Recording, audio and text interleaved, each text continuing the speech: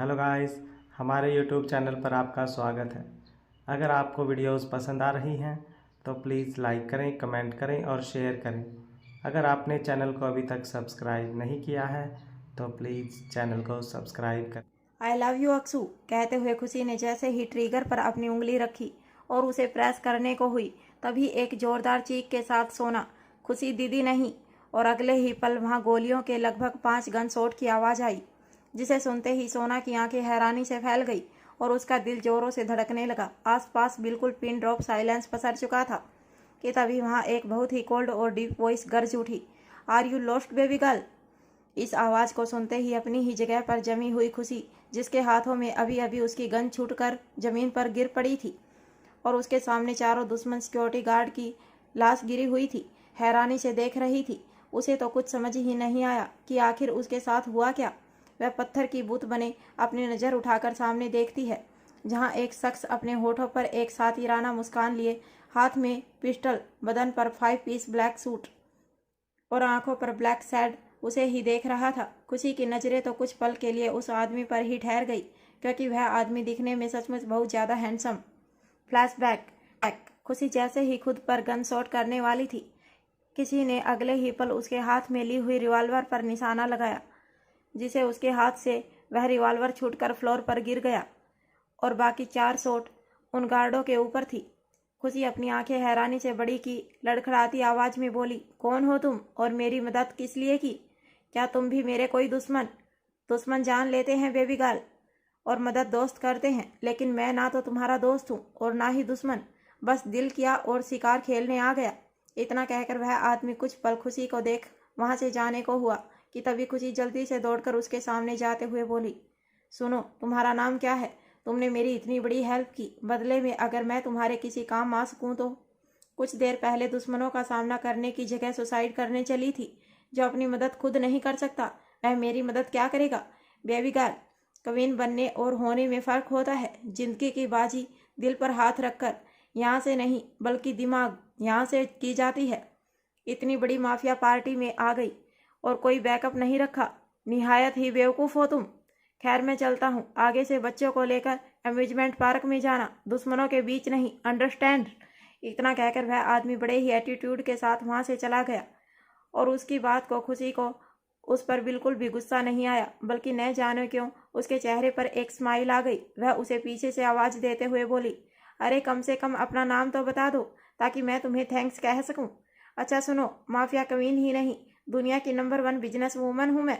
कभी ज़रूरत हो तो कांटेक्ट करना, मैं इस शिकारी की हेल्प जरूर करूंगी। खुशी पीछे से चिल्ला रही थी, लेकिन वह इंसान सीधा चलता जा रहा था। उसके जाने के बाद सोना जल्दी से अंश को लेकर गाड़ी से बाहर निकली और खुशी के पास आकर हड़बड़ाते हुए बोली, खुशी दीदी, कैसी हैं आप? सब ठीक तो है? आपको कहीं लगी तो नहीं? और कौन था वह इंसान? पता नहीं, लेकिन जो भी था हम पर एक एहसान कर गया। खैर, उसके बारे में हम लोग बाद में सोचेंगे, पहले हमें यहाँ से निकलना होगा।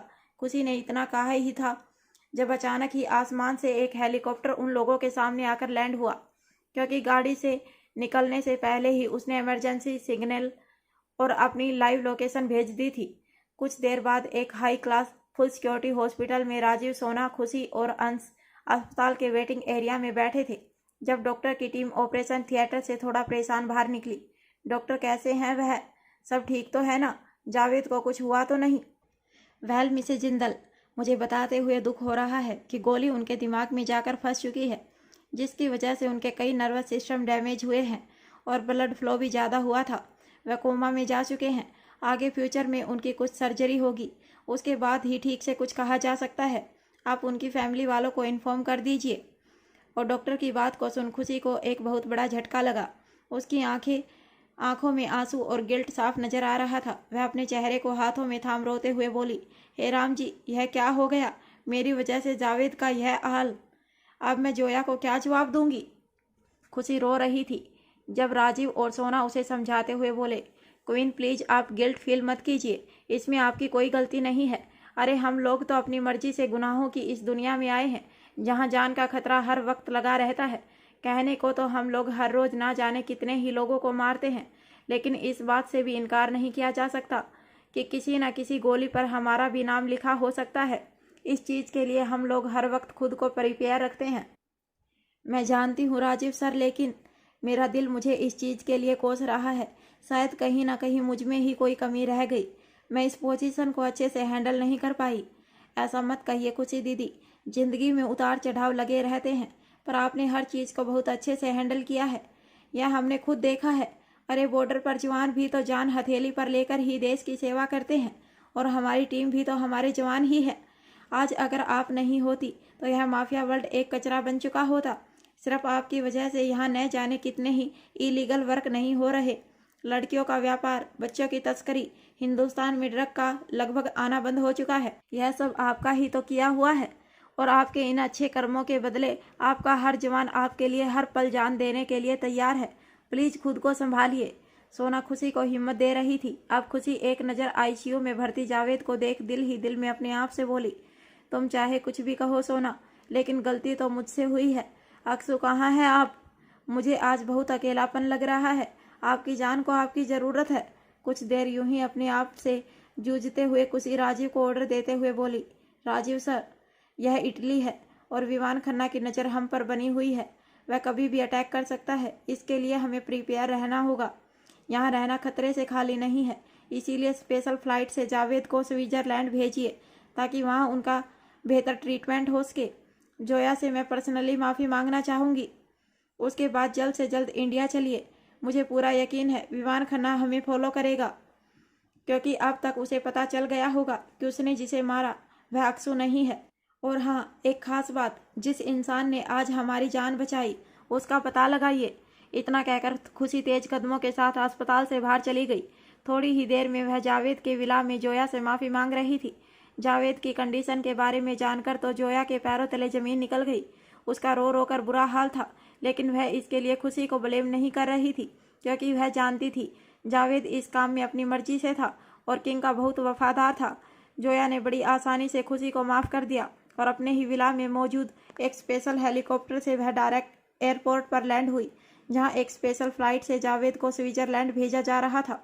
थोड़ी ही देर में खुशी भी सोना और राजीव के साथ इंडिया के लिए निकल गई।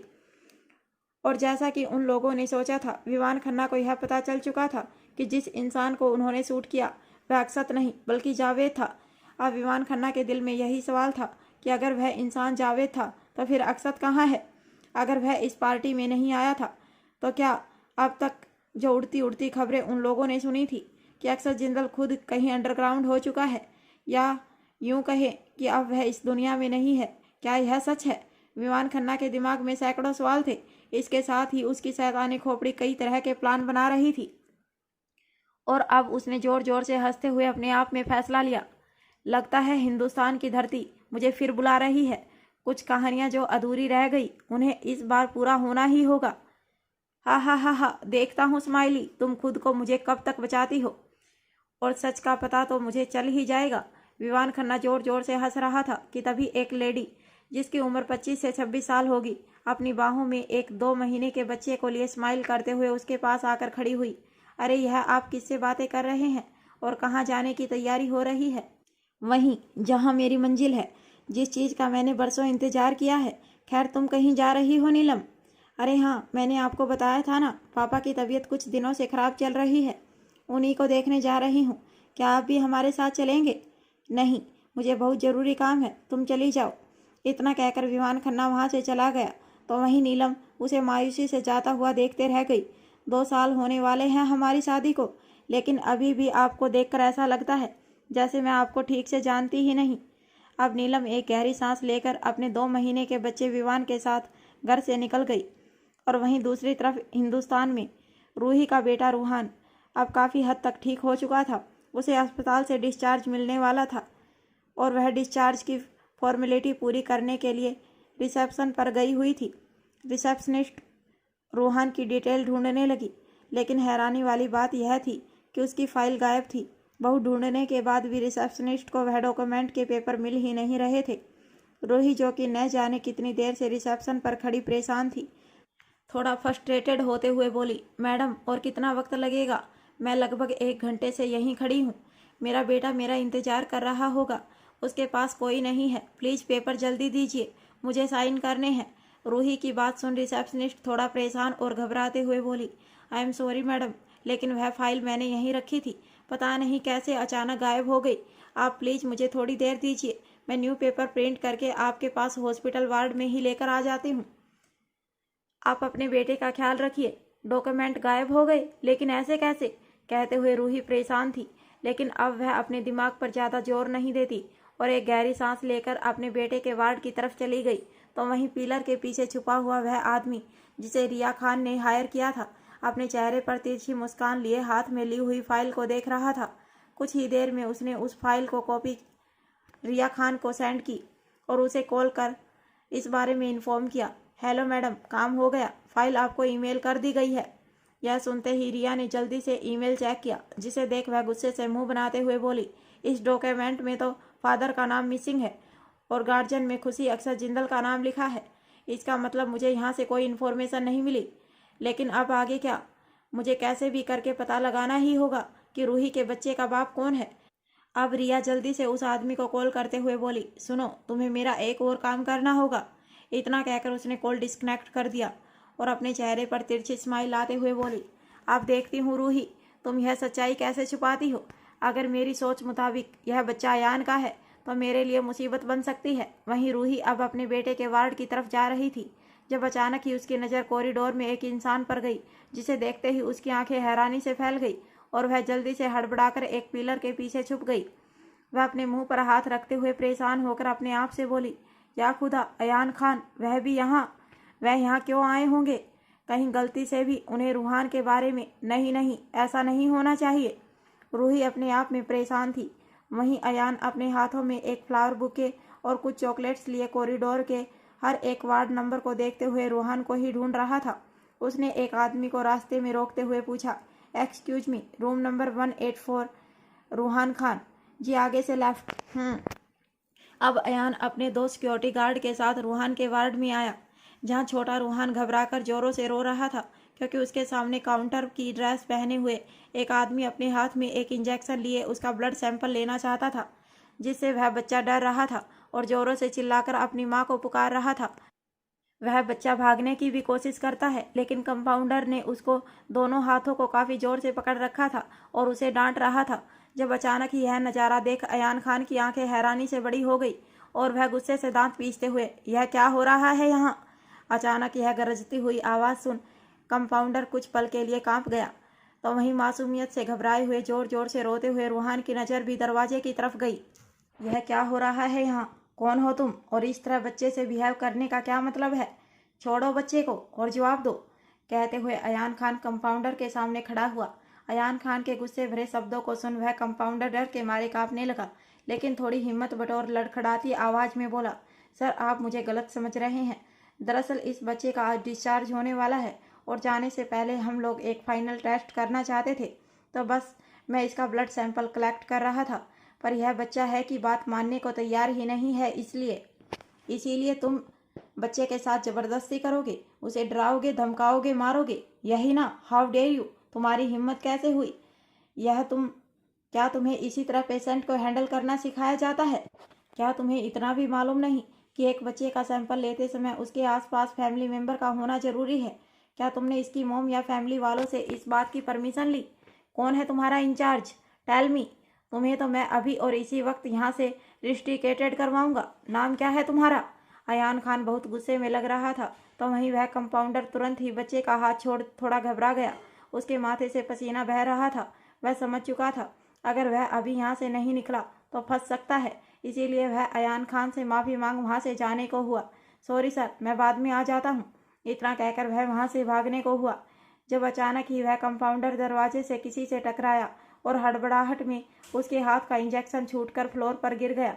उसने तुरंत अपनी नज़र उठाकर सामने देखा तो उसकी आंखें हैरानी से फैल गई, क्योंकि उसके सामने हॉस्पिटल के डॉक्टर समीर थे। उन्हें देख वह कुछ समझ पाता, तभी समीर की नज़र फ्लोर पर पड़े हुए इंजेक्शन पर गई और वह कुछ कन्फ्यूजन से कंपाउंडर को देखते हुए, राजू शर्मा, तुम यहाँ इस वार्ड में क्या कर रहे हो? तुम्हारी ड्यूटी तो नीचे क्लीनिंग स्टाफ के साथ थी ना?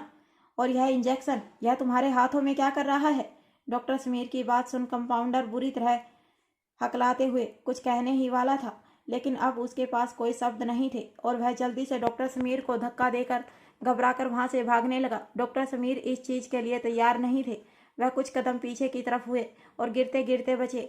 उन्होंने दरवाजा पकड़ लिया कि तभी अयान खान को भी कुछ गड़बड़ लगी और वह जल्दी से चिल्लाते हुए अपने गार्ड्स को ऑर्डर देकर, जरूर कुछ ना कुछ गड़बड़ है, गार्ड्स कैच हिम, वह बचकर जाने ना पाए।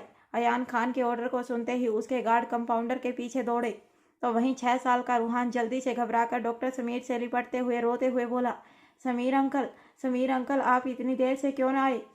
मम्मा कहाँ है? देखो देखो वह बंदे, अंकल ने रूहान को कितना मारा। रूहान रोते हुए अपने हाथों पर बने हुए कंपाउंडर की उंगलियों के निशान दिखा रहा था, जिसे देखकर तो समीर के पैरों तले जमीन निकल गई। वह जल्दी से घुटनों के बल बैठकर रूहान को सीने से लगाते हुए, रूहान शांत हो जाओ मेरे बच्चे, इस तरह रोते नहीं, आप तो ब्रेव बच्चे हो ना, मम्मा अभी आ जाएंगी, वह बस आपको डिस्चार्ज करने के पेपर्स रेडी करने गई है। आप यह बताओ कि यह गंदा अंकल कौन था और आपको यह चोट कैसे लगी? रूहान बहुत ज़्यादा रो रहा था।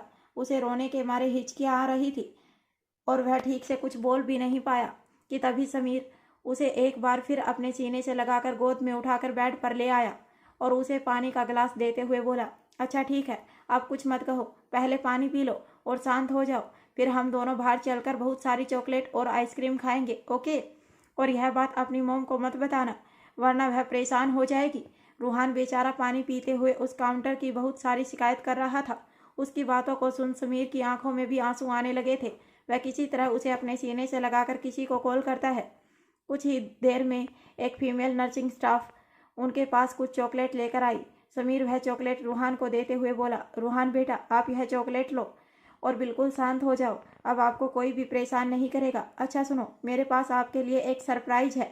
वह क्या है ना, आपके हॉस्पिटल से डिस्चार्ज होने की खुशी में मैं आपके लिए रोबोट कार लेकर आया था और वह मेरी गाड़ी में है। आप एक काम करो, आप यह नर्स दीदी के साथ चले जाओ, यह आपको वह गाड़ी निकाल कर दे देगी। खिलौने का नाम सुनते ही वह मासूम बच्चा अपना दर्द कुछ पल के लिए भूल गया। समीर ने अपनी गाड़ी की चाबी नर्स को देते हुए कहा, वह ड्राइवर से कहकर रोबोट कार उसकी गाड़ी से ही निकाल कर बच्चे को दे दे। समीर के कहे अनुसार नर्स रूहान का हाथ पकड़कर उसे अपने साथ ले गई और अब उसके जाने के बाद समीर ने अपनी नज़र उठाकर सामने खड़े अयान खान की तरफ देखा, जो कि बस न जाने कब से रूहान को ही देख रहा था।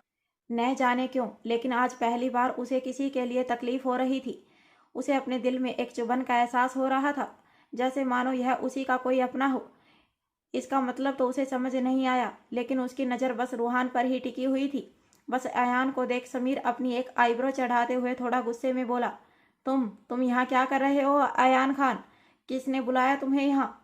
समीर के अजीबोगरीब सवाल को सुन अयान खान को उस पर गुस्सा आया और वह मुंह बनाते हुए बोला, सबसे पहली बात तो डॉक्टर समीर अली, यह हॉस्पिटल है, यहाँ कोई भी कभी भी आ सकता है।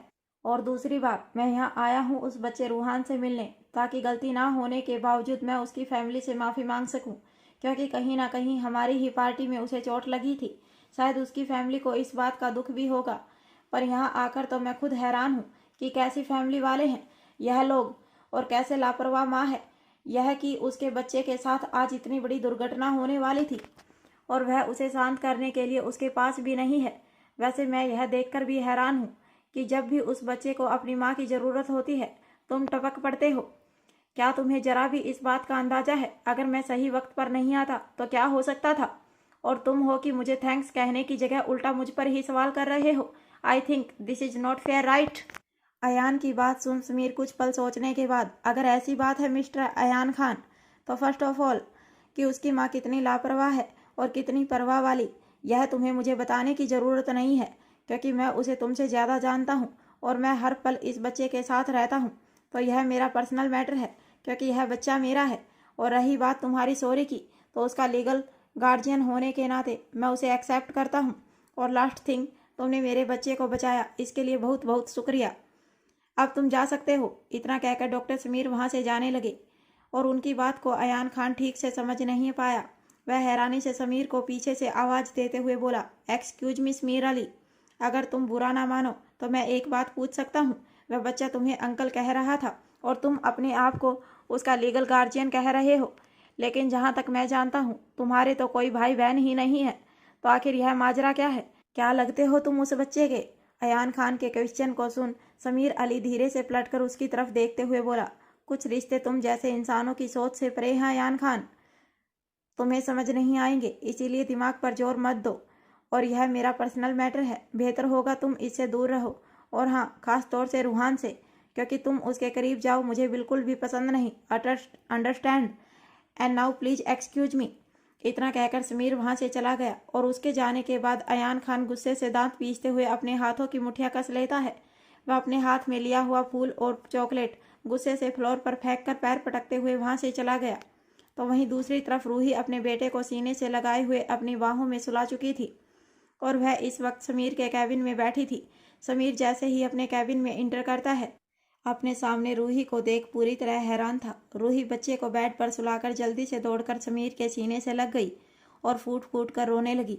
अचानक उसके इस तरह करने से समीर कुछ पल के लिए हैरान हुआ, लेकिन अगले ही पल वह उसे कस के अपने सीने में दबोच लेता है और प्यार से उसके बाल और पीठ को सहलाने लगा। शांत हो जाओ रूही, सब कुछ ठीक है। समीर यह सब क्या हो रहा है समीर? मुझे तो कुछ समझ नहीं आ रहा। वह वापस लौट आया है और उसके साथ ही लौट आई है मेरी जिंदगी की हर परेशानी। अब तो मैं अपने बच्चे को उसके डर से अपने सीने से भी नहीं लगा पाती। अगर सही वक्त पर मैंने तुम्हें कॉल करके ना बुलाया होता, इस डर से कि कहीं रूहान उसके सामने मेरा नाम ना ले ले, लेकिन वहाँ तो इतना कुछ हो गया। आज जाने अनजाने में ही सही, उस घटिया इंसान ने जिंदगी का एक अच्छा काम किया, अपने ही बेटे को मुसीबत से बचाकर। पर कितनी अफसोस की बात है कि इस बीच ना तो एक बाप अपने खून से वाकिफ है और ना ही एक बच्चा अपने ही वालिद से, जिसने उसे ना चाहते हुए भी सही पर पैदा किया है। वह इंसान जिससे मैं दुनिया में सबसे ज़्यादा नफरत करने लगी हूँ, जिसने मुझे कहीं का नहीं छोड़ा, जिंदा लाश बनाकर रख दिया, आज उसने जाने अनजाने ही सही पर मुझ पर एक एहसान कर दिया। न जाने कंपाउंडर के वेश में वह इंसान कौन था और क्या चाहता था मेरे बच्चे से। पर सच कहूँ तो मुझे अंदर से कुछ अच्छी फीलिंग नहीं आ रही। मुझे ऐसा लग रहा है जैसे एक बहुत बड़ी मुसीबत मेरे आसपास भटक रही है और वह कभी भी मुझे अपने अंदर दबोच सकती है। लेकिन मैं सच कहती हूँ समीर, मुझ पर चाहे कितनी भी मुसीबत आ जाए मैं बर्दाश्त कर लूँगी, लेकिन मेरे रूहान पर एक खरोच भी बर्दाश्त नहीं कर सकती। इसीलिए अब मैंने फैसला लिया है, मैं शायद मुझे यहाँ से जाना होगा। मैं इस शहर, इस देश को छोड़कर कहीं चली जाऊँगी, बहुत दूर चली जाऊँगी, जहाँ उस इंसान का साया भी मुझ पर और मेरे बच्चे पर नहीं पड़ेगा। उसे कभी सपने में भी यह मालूम नहीं होगा कि उसके दिए हुए जुल्म और तकलीफ से आज एक प्यारा सा फूल बनकर मेरे आंचल में महक रहा है, जिस पर मैं उसके खौफ और बदले का साया भी नहीं पड़ने दूंगी। मैं यहाँ से दूर चली जाऊंगी समीर, बहुत दूर चली जाऊंगी। रूही समीर के सीने से लगकर फूट फूट कर रो रही थी। तो वहीं उसकी बातों को सुन समीर को अचानक अपने दिल में एक दर्द और चुभन का एहसास हुआ। उसे ऐसा लगा जैसे उसके दिल में कोई सुइयां चुभ रही हों। वह तुरंत रूही को अपने सीने से निकाल उसके चेहरे को हाथों में थामते हुए उसके आंसू पोंछते हुए बोला, शांत हो जाओ रूही, यह कैसी बातें कर रही हो तुम? तुम्हारा दिमाग तो ठीक है? अरे तुम उस इंसान से आखिर कब तक छुपती फिरोगी? आखिर कब तक तुम्हारे दिल में उसका खौफ रहेगा? माना कि कुछ सालों के लिए तुम खुद को उसे छुपा भी लो, पर जिंदगी भर नहीं छुपा सकती। आज नहीं तो कल रूहान का सच उसके सामने आ ही जाएगा। अरे उसकी छोड़ो, तुम रूहान की सोचो। अभी तो वह बच्चा है, इसीलिए अपने पापा के बारे में जानने के लिए ज़्यादा जिद नहीं करता, लेकिन जब वह बड़ा होगा तुम्हें उसके सवालों के जवाब देना मुश्किल हो जाएगा। तुम यह बात क्यों नहीं समझती? यह बात मुझसे ज़्यादा तुम्हें मालूम है कि वह अपने पापा को कितना ज़्यादा मिस करता है, और सिर्फ तुम्हारे रोने और घबराने के डर से वह तुम्हारे मुंह पर सवाल नहीं पूछ पाता। लेकिन मैं जानता हूँ, हर बार पीटीएम मीटिंग में जब वह दूसरे बच्चों को अपने फादर के साथ देखता है, उन्हें स्कूल छोड़ते हुए देखता है, उनके साथ मस्ती मजाक करते हुए देखता है, उसका भी दिल करता है कि काश कोई होता जो उसे अपने कंधे पर बैठाता, घुमाता, जो उसकी माँ के साथ झगड़ा करता और उसे बचाता, उसके साथ साथ छुप छुप कर आइसक्रीम खाता। और देखो रूही, समझने की कोशिश करो, यह ज़िंदगी इतनी आसान नहीं है जितना तुम समझ रही हो। 7 साल हो चुके हैं तुम्हें उसकी ज़िंदगी से निकले हुए, लेकिन आज भी तुम उसके खौफ के साए से जीती हो। ऐसा कब तक चलेगा? क्या तुम अपने बेटे को भी अपनी तरह ऐसे ही डरना सिखाओगी? रूही प्लीज़ मेरी बात मान लो, मैं यह अपने लिए नहीं बल्कि हमारे लिए कह रहा हूँ, हमारे रूहान के लिए कह रहा हूँ। प्लीज़ मेरा हाथ थाम लो, मैं तुम्हें बहुत प्यार करता हूँ, तुमसे वादा करता हूँ कि रूहान के अलावा हमारी ज़िंदगी में कोई और औलाद नहीं आएगी। मैं उसे हमेशा अपना बेटा बनाकर रखूँगा। मुझे बस तुम्हारा साथ चाहिए। सालों से इंतज़ार कर रहा हूँ तुम्हारा, सिर्फ तुम्हारी एक हाँ का। प्लीज़ मेरा हाथ थाम लो और फिर देखो, तुम्हें अयान खान तो क्या, दुनिया में किसी से भी डरने की ज़रूरत नहीं होगी, क्योंकि दुनिया में कोई भी मुसीबत तुमसे टकराने से पहले मुझसे टकराएगी। प्लीज़ भूल जाओ उस दर्द को और मुझे एक मौका दो। समीर की बातों को सुन रूही हैरानी से उसकी तरफ देखने लगी। उसे समीर की आंखों में अपने लिए सच्ची मोहब्बत नजर आ रही थी और उसके कानों में खुशी की बातें गूंज रही थी कि उसे भी अपनी जिंदगी में आगे बढ़ना चाहिए। एक मजबूत हाथ थामकर, और अचानक उसकी आंखों के सामने कुछ पुराने नज़ारे घूमने लगे। फ्लैशबैक।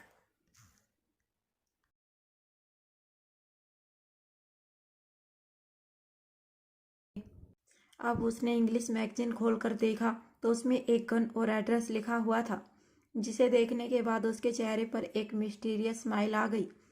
अगली दोपहर लगभग 2:30 बजे खुशी की आंखें एक अस्पताल के बेड पर खुली। उसने धीरे से अपनी नज़र घुमाकर आसपास देखा तो निकिता परेशानी से उसके पास ही बैठी थी।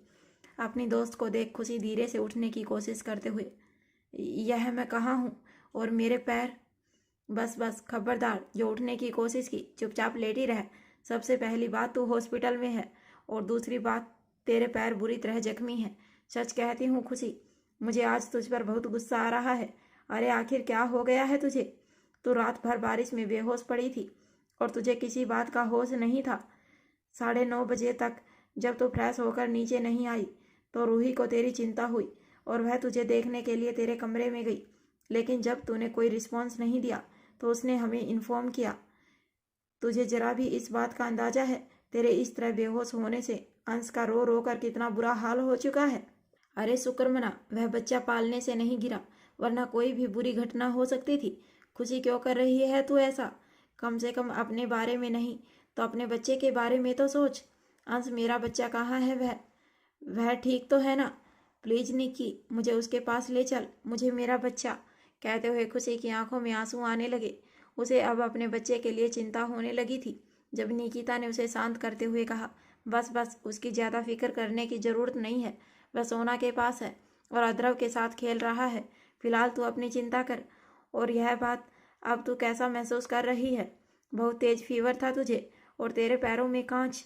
इससे पहले निकिता अपनी बात पूरी करती, खुशी ठंडी सांस लेते हुए, मैं ठीक हूँ, वह कल रात को तबीयत ठीक नहीं थी, पैर फिसल गया था और बस बस, झूठ किससे बोल रही है? सब जानती हूँ मैं। तू अपना दर्द मुझसे नहीं छुपा सकती। देख खुशी, मैं तेरी दोस्त हूँ और तुझे यही कहूँगी कि तू हिम्मत रख। अब तक तू मजबूती से खड़ी रही थी, आगे भी तुझे अंश को संभालना है। तू इस तरह कमज़ोर नहीं पड़ सकती। सब ठीक हो जाएगा, हम सब हैं ना तेरे साथ। निकिता की बात सुन खुशी बड़ी मुश्किल से खुद को हिम्मत देती है, क्योंकि वह अपनी दोस्त के सामने रोकर उसका मूड खराब नहीं करना चाहती थी। थोड़ी ही देर में डॉक्टर खुशी को दोबारा चेक करने आते हैं तो उसके पैरों की कंडीशन को देखते हुए उसे चलने फिरने से मना करते हैं।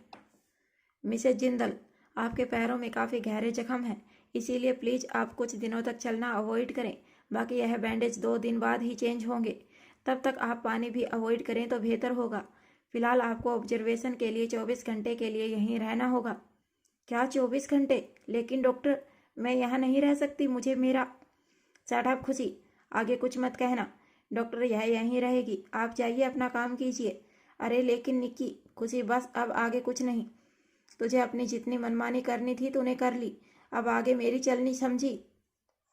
इतना कहकर निकिता पास में खड़े शिवाय को ऑर्डर देते हुए बोली, शिवाय, रुद्र, एंथोनी से कह देना कि खुशी कुछ दिनों के लिए ऑफिस नहीं आएगी, इसीलिए वह लोग खुद ही मैनेज करें। और हाँ, हॉस्पिटल की सिक्योरिटी टाइट कर दीजिए। अब खुशी यहाँ है तो अंश भी यहीं रहेगा और हम उसे लेकर कोई रिस्क नहीं ले सकते। आप समझ रहे हैं ना? यस मिसेज सिंघानिया, आप बिल्कुल चिंता मत करें, मैंने सिक्योरिटी का इंतज़ाम पहले ही कर लिया था। खैर कमीन, आप रेस्ट कीजिए, मैं बाहर ही हूँ, कोई ज़रूरत हो तो बुला लीजिएगा। अब सिवाय मैं अब ठीक हूँ।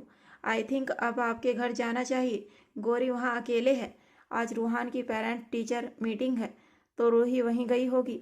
गौरी के पास आपका रहना ज़रूरी है। खुशी ने शिवाय को घर जाने के लिए कहा और उसकी बात सुन सिवाय सब इनकार करते हुए बोला, नहीं क्वीन, मैं आपको और मास्टर अंश को यहाँ छोड़कर नहीं जा सकता। खबर मिली है कि विवान खन्ना इंडिया पहुँच चुका है, और अगर यह सच है तो वह ज़रूर कुछ ना कुछ, और आपकी कंडीशन भी ऐसे नहीं है कि। सिवाय आप मेरी चिंता बिल्कुल मत कीजिए। विवान खन्ना के डर से हम अपनी लाइफ जीना तो नहीं छोड़ सकते ना।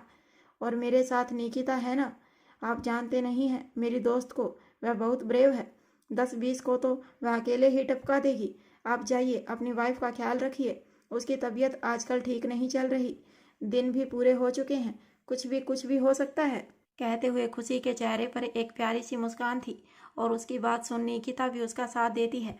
खुशी बिल्कुल सही कह रही है सिवाय। ऐसे दिनों में औरतों को अपने हस्बैंड के साथ की सबसे ज़्यादा ज़रूरत होती है। आप जाइए, मैं हूं ना खुशी के साथ। ठीक है क्वीन, आप कहती हैं तो मैं जाता हूं, लेकिन ख्याल रखिएगा, और अगर कोई भी प्रॉब्लम हो तो मुझे इन्फॉर्म ज़रूर कीजिएगा। जी बिल्कुल सिवाय। अब फाइनली ना चाहते हुए भी सिवाय वहाँ से चला गया। तो वहीं निकिता खुशी की तरफ देखते हुए, वैसे खुशी सच कहूँ तो मुझे लगता है सिवाय का यहाँ रहना ज़्यादा सही था, लेकिन तूने कहा इसलिए। निक्की तो परेशान मत हो, तू जानती है ना गौरी की यह फर्स्ट डिलीवरी है। पिछली बार सिवाय की लापरवाही के कारण और गौरी की नादानियों के कारण बाथरूम में पैर फिसलकर गौरी का मिसकैरेज हो गया था, और उसे कितनी सीरियस इंजरी हुई थी। डॉक्टर ने तो यह तो कह दिया था कि उसका बचना मुश्किल है, पर राम जी की कृपा थी कि गौरी बच गई। उसके बाद सिवाय अपने आप को कितना ज़्यादा गिल्ट फील कर रहे थे, क्योंकि उस टाइम पर वह उसके पास नहीं थे। गौरी को दोबारा कंसीव करने में भी कितनी दिक्कत हो रही थी। यह तो शायद उन लोगों के अच्छे कर्म थे जो गौरी दोबारा पेट से है, और मैं खुद एक माँ हूँ।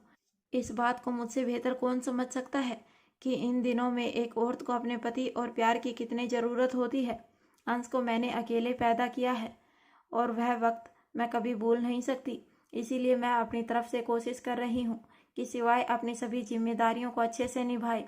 वैसे भी मैक्सू के जाने के बाद वह बेचारे हर पल हमारे लिए वफादार रहे हैं। एटलीस्ट मैं उनके लिए इतना तो कर ही सकती हूँ। कहते हुए खुशी इमोशनल हो रही थी, और उसकी बात को सुन निकिता के चेहरे पर एक प्यारी सी मुस्कान आ गई। वह खुशी के गाल को प्यार से अपने हाथों से सहलाते हुए बोली, तू सचमुच बहुत प्यारी है खुशी। हर किसी के बारे में कितना कुछ सोचती है। मैं मानती हूँ अब तक तूने बहुत सरवाइव किया है, पर तू देखना आगे तेरे साथ सब कुछ अच्छा होगा, क्योंकि राम जी अच्छे लोगों के साथ कभी भी बुरा नहीं करते, और तू तो दुनिया में सबसे ज़्यादा बेस्ट है। और तू भी। कहते हुए खुशी मुस्कुराकर अपनी दोस्त को गले लगा लेती है। वह दोनों दोस्त आपस में बातें कर रहे थे कि तभी सोना अपनी दोनों बाहों में मासूम अध्रव और अंश को लिए हुए आई, और मुंह बनाते हुए बोली, अच्छा हुआ निकिता दीदी आप यहीं पर हो। खुशी दीदी, अगर आपकी तबीयत थोड़ी ठीक है तो थोड़ी देर अपने लाडले को भी देख लीजिए, कब से बस मम्मा मम्मा की रट लगाई जा रहा है।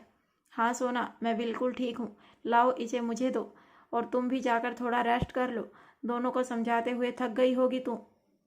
नहीं दीदी, इसमें थकान की क्या बात है, यह बच्चे तो बहुत प्यारे हैं, बिल्कुल भी परेशान नहीं करते। अच्छा यह बताइए अब आपकी तबीयत कैसी है। कहते हुए सोना भी खुशी से बात करने लगी। वह तीनों लेडीज बात करते हुए दोनों बच्चों के साथ खेल रही थी। जहाँ खुशी हॉस्पिटल बेड पर बैठी हुई थी, अंश और अध्रव भी उसी बेड पर बैठे थे, तो वहीं निकिता और सोना सामने एक सोफे पर बैठे बातें कर रहे थे। निकिता खुशी के लिए फ्रूट कट कर रही थी।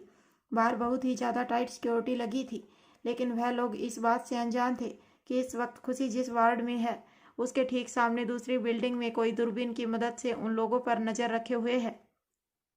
उस इंसान के चेहरे पर एक मिस्टीरियस स्माइल थी। तो यह है माफिया क्वीन। वेल, कैसे कैसे दिन आ गए हैं। अपनी मंजिल को हासिल करने के लिए क्या क्या करना पड़ रहा है। बेचारी यह जानती ही नहीं कि अब उसके इस ट्रीटमेंट का कोई फ़ायदा नहीं होगा, क्योंकि बहुत जल्द इसे हर तकलीफ से आज़ादी मिलने वाली है। Just wait and watch mafia queen. कहते हुए वह आदमी जोर जोर से हंसने लगा। अब वह इंसान अपनी गन लोड करने लगा था और अपना टारगेट सेट कर रहा था, जो कोई और नहीं बल्कि खुशी ही थी। तो वहीं दूसरी तरफ रूही आज अपने बेटे के स्कूल में पेरेंट टीचर मीटिंग में गई हुई थी, और इसे उसकी बदकिस्मती या खुशकिस्मती कहा जाए कि जिस इंसान से वह बचने के लिए हर वक्त भाग रही थी, वह इंसान भी इस वक्त इसी स्कूल की तरफ आ रहा था। अयान खान, जो कुछ महीने पहले ही इस शहर में आया था, और उसकी बेटी जिया का एडमिशन कुछ दिनों पहले इसी स्कूल के LKG क्लास में हुआ था। हालांकि रूहान उससे एक क्लास ऊपर यूकेजी क्लास में था, जहां रूही टीचर से बात कर रही थी और अपने बेटे की तारीफ सुन खुश हो रही थी, क्योंकि रूहान पढ़ने में बहुत इंटेलिजेंट था। तो वहीं अयान खान जिया की उंगली पकड़े हुए मुंह बनाते हुए अपने आप से बोला, यह रिया बिना किसी काम की नहीं है। यह औरत कितनी बार कहा कि मॉडलिंग छोड़ दे, मुझे यह बिल्कुल पसंद नहीं, पर हर बार मुंह बनाकर बैठ जाती है। आज भी बिना बताए सुबह से ही गायब है, कहकर गई थी जल्दी ही आ जाऊंगी, और यहाँ 2 बजने वाले हैं, पर मैडम का कुछ अता पता ही नहीं। सामने आने दो, उसे फिर बताता हूँ कहाँ जाएगी, पर लौट कर ही नहीं आएगी। अगर जिया ने रो रो कर कॉल नहीं किया होता तो इस वक्त मैं मीटिंग हॉल में होता। उफ, क्या मुसीबत है यार, बच्चे भी संभालो और ऑफिस भी। अयान खान गुस्से से मुंह बनाते हुए स्टाफ रूम की तरफ जा रहा था, तो वहीं रूही भी अपने बेटे के अच्छे ग्रेड वाले सर्टिफिकेट लेकर उसे प्यार से माथे पर किस करते हुए शाबाशी दे रही थी। वाह मेरे सुपरमैन, आपने तो कमाल कर दिया। Mama proud of you. Really mom, आप खुश हो? यस बेटा, बहुत खुश हूँ, रूही ने स्माइल करते हुए कहा। मम्मा तो फिर इसी बात पर प्लीज मुझे अम्यूजमेंट पार्क ले चलो ना। आपने कहा था कि अगर इस बार मैं टेस्ट में अच्छे नंबर लाऊंगा तो आप मुझे अम्यूजमेंट पार्क ले चलेंगे और हॉर्स राइडिंग करवाएंगी। प्लीज मम्मा ले चलिए ना। What, horse riding? लेकिन रूहान बेटा, आप कल ही तो हॉस्पिटल से छूटे हो और आज? नहीं नहीं, अम्यूजमेंट पार्क फिर कभी, पहले आप ठीक हो जाओ फिर चलेंगे। नहीं मम्मा प्लीज़ ना, देखिए मैं बिल्कुल ठीक हूँ और मैं वहाँ बिल्कुल भी बदमाशी नहीं करूँगा, आपकी सारी बात मानूंगा। प्लीज़ मम्मा ले चलो ना, जल्दी ही आ जाएंगे, कहकर रूहान मासूम सा चेहरा बना लेता है। और उसकी बात सुन रूही मुंह बनाते हुए, अच्छा ठीक है, लेकिन अपना प्रॉमिस भूलना मत। आप मेरी सारी बात मानोगे और शरारत तो बिल्कुल नहीं करोगे? हाँ मम्मा, पक्का प्रॉमिस। अब चलो ना। अच्छा बाबा ठीक है, चलते हैं। बेटा आप बिल्कुल बंदर हो गए हो, आजकल बहुत जिद करने लगे हो, कहकर रूही स्माइल करते हुए अपने बेटे के बाल बिगाड़ने लगी। तो वहीं रूहान चिढ़ते हुए अपना बाल संभालते हुए, मॉम प्लीज ऐसे मत कीजिए ना, कितनी बार कहा है, मेरे बाल बिगड़ जाएंगे, फिर मैं हैंडसम नहीं लगूंगा। अरे वाह, अभी से आपको हैंडसम लगना है? रूहान रुको, मैं आपको बताती हूँ हैंडसम कैसे लगा जाता है। रुको रुको शैतान कहीं के। हाँ हाँ मम्मा, मम्मा पकड़ के दिखाओ। हा हा हा हा। रूहान स्टॉप बेटा, बेटा गिर जाओगे, प्लीज धीरे चलो बेटा, कहते हुए रूही रूहान के पीछे पीछे दौड़ने लगी। तो वहीं दूसरी तरफ अयान खान, जो कि टीचर से मिलकर स्टाफ रूम से बाहर निकल रहा था, उसके कानों में एक जानी पहचानी आवाज़ गई, जिसे सुनकर उसे अपने अंदर कुछ अजीब से एहसास हुए। उसकी डार्क ग्रीन आंखों में एक अजीब सी बेचैनी नजर आने लगी। वह तुरंत हड़बड़ाकर अपनी बेटी जिया का हाथ छोड़ तेजी से दूसरी तरफ गया, जहां वह किसी को ढूंढने की कोशिश कर रहा था। यह तो बिल्कुल वैसी ही आवाज़ है। हाँ हाँ, यह बिल्कुल वही आवाज़ है। आखिर मैं इस आवाज़ को कैसे भूल सकता हूँ? यह वही है, वही है यह। अयान खान पागलों की तरह तेजी से लोन एरिया की दूसरी तरफ गया, लेकिन उसे कोई भी नज़र नहीं आया। लगभग 20 मिनट तक किसी को ढूंढने के बाद उसकी नज़रों में एक अजीब सी मायूसी थी। नहीं, यह शायद मेरा भ्रम ही हो सकता है। आखिर वह यहाँ कैसे हो सकती है? शायद मुझे गलतफहमी हुई है। इतना कहकर वह अपनी जगह पर खड़ा ही था जब जिया रोते हुए उसके पास आई, क्योंकि उसका पापा उसे छोड़कर चला गया था और वह अपने पापा से रोते हुए बहुत सारी शिकायत कर रही थी, जिसे सुनकर अयान खान उसे मनाता है और आइसक्रीम का लालच देकर उसके साथ स्कूल से बाहर निकल गया। थोड़ी ही देर में वह गाड़ी में बैठा था, लेकिन इसके बावजूद उसकी आंखों में वही बेचैनी थी। सालों बाद मुझे ऐसा एहसास क्यों हुआ जैसे मैंने उसकी आवाज़ सुनी है? क्या यह सचमुच मेरी गलतफहमी थी? कहते हुए वह अपने पुराने ख्यालों में खो गया। फ्लैशबैक। एक 13 साल की खूबसूरत और प्यारी सी लड़की, जो अपने सामने खड़े 18 साल के लड़के को कुछ सब्जियों का बुक्के बनाकर देते हुए शर्माकर अपने प्यार का इजहार कर रही थी। सुपर हैंडसम, यह सब्जियां हमारी तरफ से आपके लिए, हमने अपने हाथों से उगाई हैं। आप जब अपने किचन में इनकी सब्जियां बनाकर खाएंगे ना, तो आपको हमारी याद आएगी, और इसके साथ ही याद आएगी हमारी बात कि हम आपसे शादी करना चाहते हैं। तो बताइए, क्या आप हमसे बड़े होकर शादी करेंगे? उस 13 साल की बच्ची की बातें सुन उस 18 साल के लड़के का चेहरा देखने लायक था। पहले तो वह कुछ देर कंफ्यूज हुआ, लेकिन फिर अचानक ही जोर जोर से हंसने लगा। स्टॉप इट गर्ल, तुम यह सब्जियां देकर मुझे प्रपोज करना चाहती हो? क्या तुम्हें सचमुच ऐसा लगता है कि यह सब्जियां लेकर मैं तुमसे शादी कर लूँगा? I mean look at your self, कितनी स्टूपिड हो तुम। क्या तुम्हें इतना भी नहीं पता कि अगर किसी को प्रपोज करना हो तो उसे चॉकलेट या फ्लावर दिए जाते हैं, ना कि सब्जियाँ। यू आर सच ए फूल। उस लड़के की बात सुन वह लड़की मुंह बनाते हुए, अरे इसमें फूल होने वाली कौन सी बात है? आप इन सब्जियों को बुरा समझ रहे हैं क्या? अगर ऐसा है तो मैं आपको बता दूं, आपको लेकर मेरी फीलिंग सच्ची है, इसीलिए अपनी प्रेशियस सब्जी आपको दे रही हूँ। आपको पता है इसके पीछे मैंने कितनी मेहनत की है? बिल्कुल अपने बच्चों की तरह पाला है इन सब्जियों को, क्योंकि हमारी अम्मी कहती है कि इन सब्जियों में हमारा प्यार होता है, जो हम उन इंसान को देना चाहते हैं जिसे हम सबसे ज़्यादा प्यार करते हैं। अगर हम बाजार से कुछ खरीद कर आपको ला कर दे भी देते तो ज़्यादा से ज़्यादा आप उसका क्या करते? एक दिन फ्लावर वास रखे और दूसरे दिन कचरे में फेंक देते। उससे आपको कोई न्यूट्रिशंस और ताकत मिलती क्या? बताइए हमें। नहीं ना। और चॉकलेट, उसमें तो बहुत सारा शुगर होता है, पर हम आपकी सेहत का ख्याल रख रहे हैं, इसीलिए आपको सब्जियां दे रहे हैं, पर आपको तो इसकी कोई कदर ही नहीं है। जाइए, हम आपसे बात नहीं करेंगे। हाँ। इतना कहकर वह बच्ची मासूम सा चेहरा बनाकर नाराज होकर वहां से चली गई और उसकी बात सुन वह लड़का तेजी से उसके पीछे दौड़ा। वह उसे मनाने लगा, उसकी सब्जियों की तारीफ करने लगा, उस लड़की के खूबसूरत लंबे बालों की तारीफ करने लगा, जिसके बाद वह मासूम 13 साल की बच्ची एक झटके में मान गई। इसके बाद उस 18 साल के लड़के ने प्यार से उसके चेहरे को अपने हाथों में थामा था, उसे भरोसा दिलाते हुए कहा, अरे रूही, तुम तो नाराज हो गई, मैं तो मजाक कर रहा था। अच्छा सुनो, तुम्हें मुझसे शादी करनी है ना, तो ठीक है, अभी तुम बच्ची हो, बस 5 साल इंतजार और कर लो, उसके बाद मैं तुमसे ज़रूर शादी करूँगा, क्योंकि तुम्हें मेरा होने से कोई नहीं रोक सकता। तो अब बोलो, अब खुश?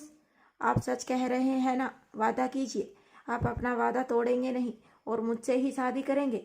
अरे हाँ बाबा, वादा करता हूँ। उस लड़के की बात सुन लड़की मुस्कुराते हुए जल्दी से उसके सीने से लग गई।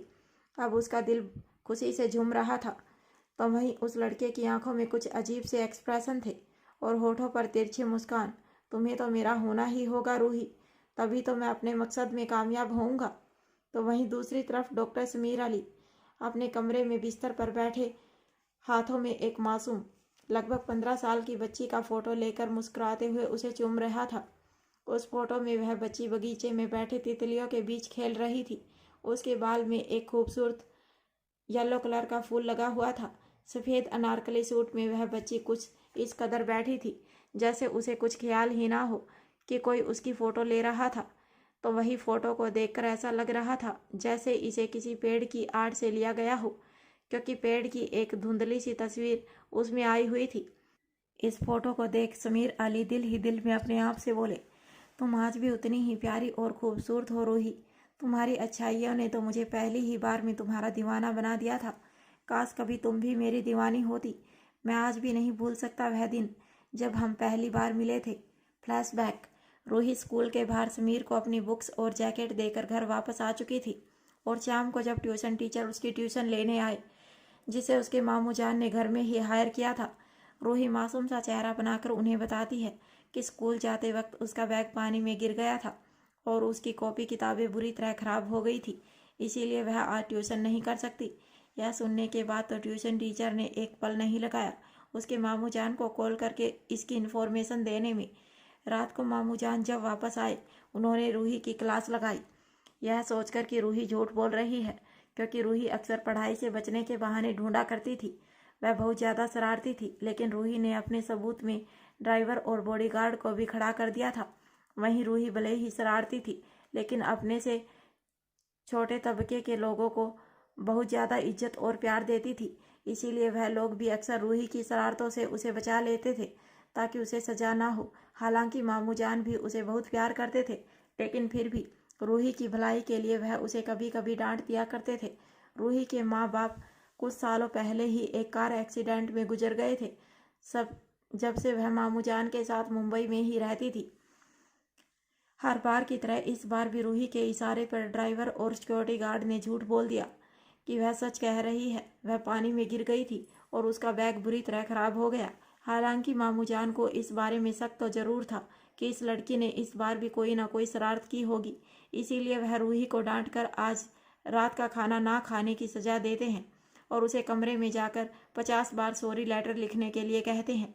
रूही अपनी सफाई में बहुत कुछ कहना चाहती थी, पर अब उसे सजा मिल गई थी और मामू जान उसकी एक नहीं सुनते। रूही मुंह लटकाकर अपने कमरे में चली गई और अपनी सजा पूरी करने लगी। अब तो मामू जान का भी खाने का दिल नहीं था, इसीलिए वह भी डाइनिंग टेबल से उठकर वहां से जाने लगे। जब उनका पर्सनल ड्राइवर हाल में आते हुए उनसे कुछ देर मिलने की इजाज़त मांगता है, जिसे सुन मामू जान के कदम रुक गए और उन्होंने ड्राइवर की तरफ देखते हुए पूछा, इमरान भाई क्या बात है, आपको इस वक्त हमसे क्या बात करनी है? साहब छोटा मुंह और बड़ी बात, लेकिन हम अपने बेटे की तरफ से आपसे माफ़ी मांगना चाहते हैं और रूही बिटिया की शुक्रिया कहना चाहते हैं। शुक्रिया मतलब? हम कुछ समझे नहीं, आप कहना क्या चाहते हैं? साफ साफ कहिए।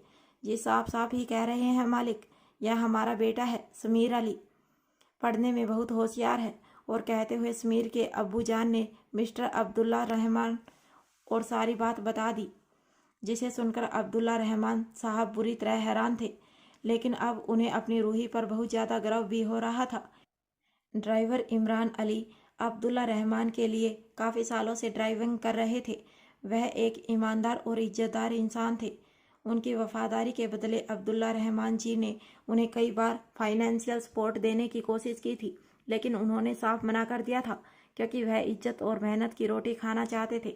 उनका बेटा समीर अली भी बिल्कुल उन्हीं की तरह था। इसीलिए समीर के अब्बू जान इमरान अली ने अपने मालिक को इतने महंगे किताबों और बैग के बदले अपनी सैलरी में से पैसे कटवाने का ऑफर दिया, जिसके लिए अब्दुल्ला रहमान बिल्कुल भी रेडी नहीं थे। उनका कहना था कि समीर उनके लिए अपने बच्चों की तरह है, इसीलिए उन्हें कोई भी पैसा नहीं चाहिए। लेकिन समीर के अब्बू जान मानने को तैयार ही नहीं थे और तब जाकर फाइनली अब्दुल रहमान जी ने अपने दिमाग का इस्तेमाल किया और समीर को ऑफ़र किया कि अगर वह चाहे तो रूही का ट्यूशन पढ़ाकर अपना कर्ज उतार सकता है।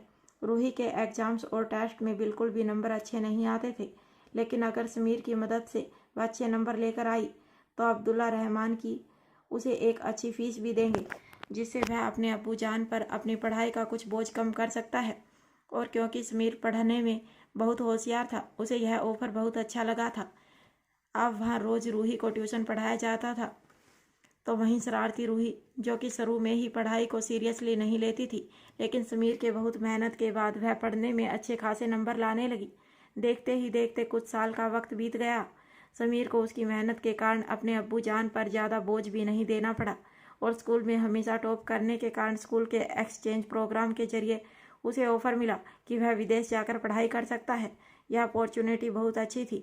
हालांकि लाइफ में पहली बार आज समीर के कदम डगमगा रहे थे, क्योंकि उसे कहीं ना कहीं रूही के लिए अपने दिल में फीलिंग महसूस हो रही थी और वह उसे छोड़कर जाना नहीं चाहता था।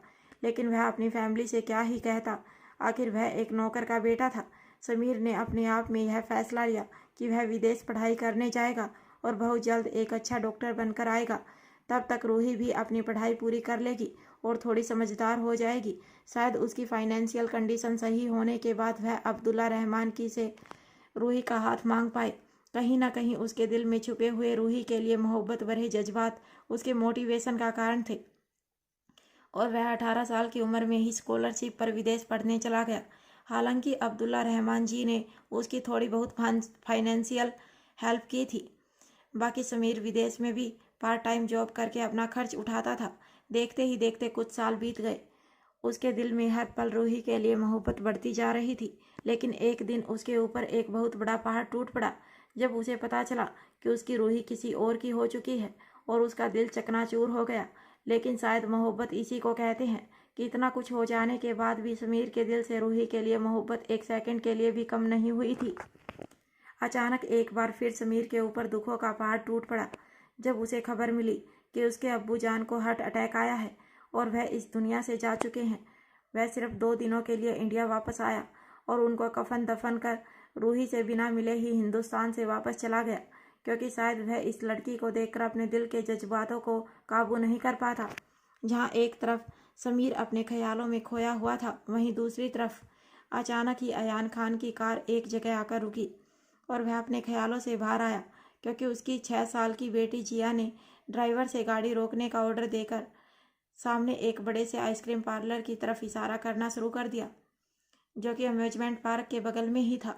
अयान खान अपनी बेटी को किए हुए वादे के मुताबिक उसके साथ आइसक्रीम पार्लर की तरफ चला गया। और उसे आइसक्रीम दिलाकर बाहर निकल ही रहा था जब उसकी बेटी अम्यूजमेंट पार्क में अंदर जाने की जिद करने लगी। लेकिन अयान खान को एक ज़रूरी मीटिंग थी, इसीलिए वह उसे अंदर ले जाने के लिए मना कर रहा था। पर बच्चे तो बच्चे होते हैं। उसने किसी तरह जिद करके सिर्फ एक राइड का कहकर अम्यूजमेंट पार्क में जाने के लिए अपने डैड को मना ही लिया। वह मासूम बच्ची फूट फूट कर रोने लगी थी और बच्चे की जिद के आगे हार मानते हुए अयान खान ने अपने कदम अम्यूजमेंट पार्क की तरफ बढ़ा दिए। कुछ ही देर में वह अम्यूजमेंट पार्क में था जब अचानक ही उसकी नज़र हॉर्स राइडिंग पर खेल रहे एक बच्चे पर गई। वह बच्चा कोई और नहीं बल्कि रूहान था, जिसे देख अयान खान अपने आप से, यह बच्चा फिर से इस खिलौने पर, कल ही तो हॉस्पिटल से छूटा है। पता नहीं कैसे माँ बाप हैं जो इस बच्चे को अच्छे से संभाल भी नहीं पाते। खैर, मुझे क्या, जो करना है करे। इतना कहकर अयान खान अपनी बेटी पर ध्यान देने लगा जब अचानक रूहान हॉर्स राइडिंग करते हुए अपनी माँ को जोर जोर से देखकर पुकार रहा था। हा हा हा, मम्मा बहुत मज़ा आ रहा है, मम्मा आप भी आओ ना प्लीज़। रूहान, नहीं बेटा, मैं नहीं आऊँगी, और आप भी वापस आओ, हमें घर चलना है, बहुत देर हो गई है। हाँ हाँ मम्मा, प्लीज़ एक राइड। रूहान, आप बहुत जिद्दी हो गए हैं बेटा, कहते हुए रूही मुंह बना रही थी। और उन दोनों माँ बेटे की बात सुन अयान खान का ध्यान भी रूही की तरफ गया और अगले ही पल उसकी आंखें हैरानी से फैल गई। उसे अपनी आंखों पर यकीन ही नहीं हुआ। वह गोल गोल घूमते हुए झूले के दूसरी तरफ था, तो वहीं रूही उसके बिल्कुल अपोजिट डायरेक्शन में थी। उन दोनों के बीच तेजी से घूमता हुआ झूला, जिस पर दोनों बच्चे अपने अपने माँ बाप के सामने बैठे राउंड लगा रहे थे। लेकिन इसके बावजूद अयान खान रूही को अच्छे से देख सकता था, पर रूही की नज़र फिलहाल अयान खान की तरफ नहीं थी।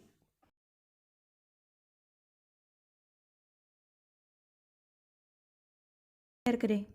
फ्लैशबैक। एक डार्क कमरा जिसमें हल्की येलो लाइट जल रही थी।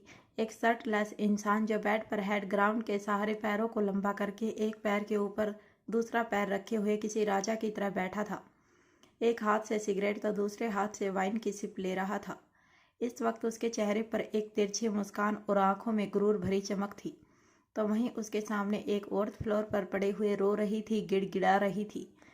उसके बदन पर फटे हुए नाम मात्र के कुछ कपड़ों के टुकड़े मौजूद थे। संधे हुए होठ, आंखों से आंसू और शरीर पर जख्मों के निशान।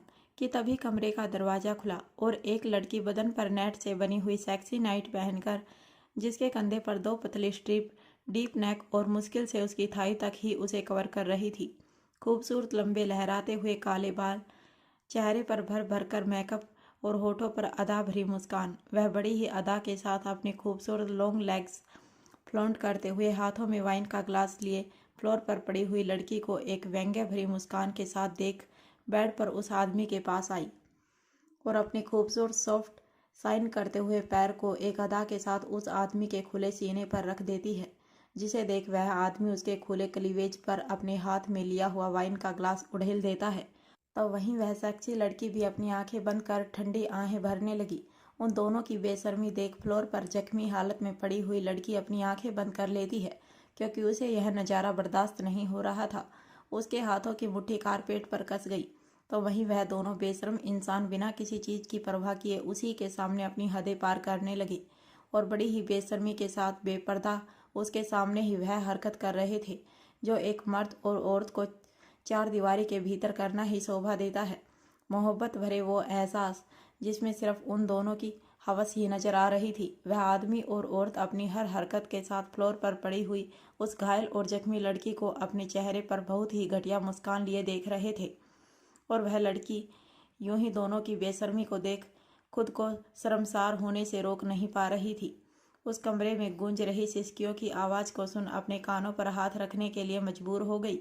उसकी आंखों से दर्द भरी कुछ सिसकियों के साथ आंखों से आंसू बह रहे थे। वह लगातार रोते हुए इस बात की रिक्वेस्ट कर रही थी कि वह दोनों उसे कमरे से बाहर जाने दे, क्योंकि वह उन दोनों की बेशर्मी को बर्दाश्त नहीं कर पा रही थी। लेकिन उसकी बातों को सुन जैसे उन दोनों को एक अलग ही सुकून मिल रहा था। हर एक अलग पोजीशन के साथ वह आदमी बहुत ही घटिया घटिया आवाज़ें और शब्द निकाल रहा था। और वहीं उसका साथ दे रही औरत भी अपनी गर्म आहों और मौन की आवाज़ से फ्लोर पर पड़ी हुई लड़की के कानों में पिघलता हुआ शीशा डाल रही थी। Flashback and present time. इन बातों को याद कर रूही की आंखों में आंसू आने लगे। उसका बदन कांपने लगा। समीर, जो अब तक उम्मीद भरी नज़रों से उसे देखते हुए उसके जवाब का इंतजार कर रहा था, उसका चेहरा एक बार फिर मायूस हो गया, क्योंकि कहीं ना कहीं शायद वह उसके जवाब को जानता था। लेकिन इसके बावजूद उसने रूही का हाथ नहीं छोड़ा, बल्कि उसे दोबारा अपने सीने से लगा लिया और प्यार से उसके बाल और पीठ को सहलाते हुए बोला, मैं जानता हूँ तुम्हारा जवाब क्या है, फिर भी उम्मीद एक दिया है जो अंदर जल रहा है, और प्लीज़ आज कोई भी दिल दुख देने वाला जवाब देकर इस दिए को बुझा मत देना।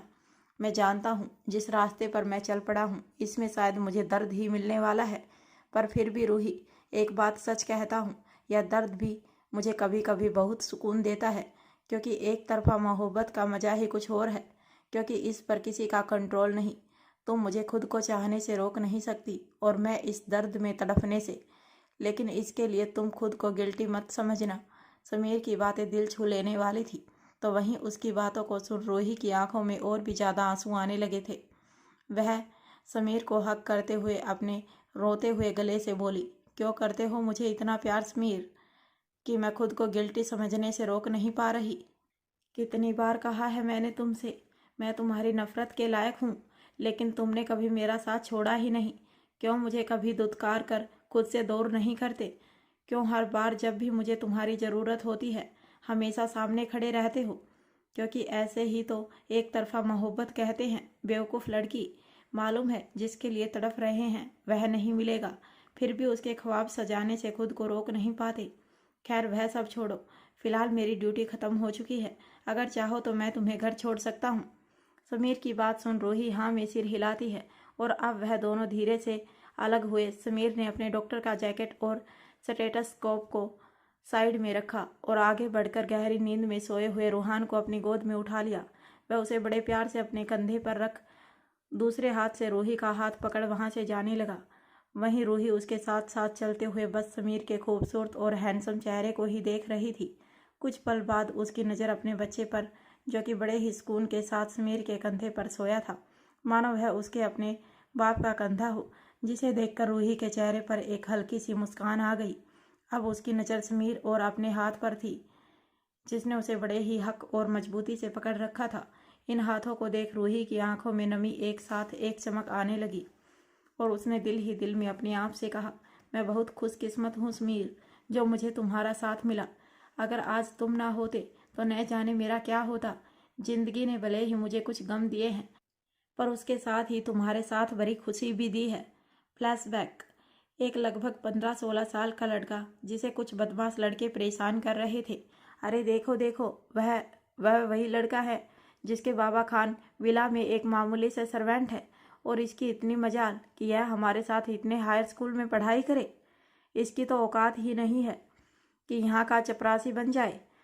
ए लड़के, चल इधर आ और हमारे जूते साफ कर, क्योंकि तुम जैसे छोटे लोगों को यही शोभा देता है। उन बदमाश बच्चों की बात सुन वह लड़का वहाँ से जाना चाहता था। प्लीज़ मुझे यहाँ से जाने दो, मैं तुम लोगों से कोई बहस नहीं करना चाहता, मेरी क्लास का टाइम हो रहा है।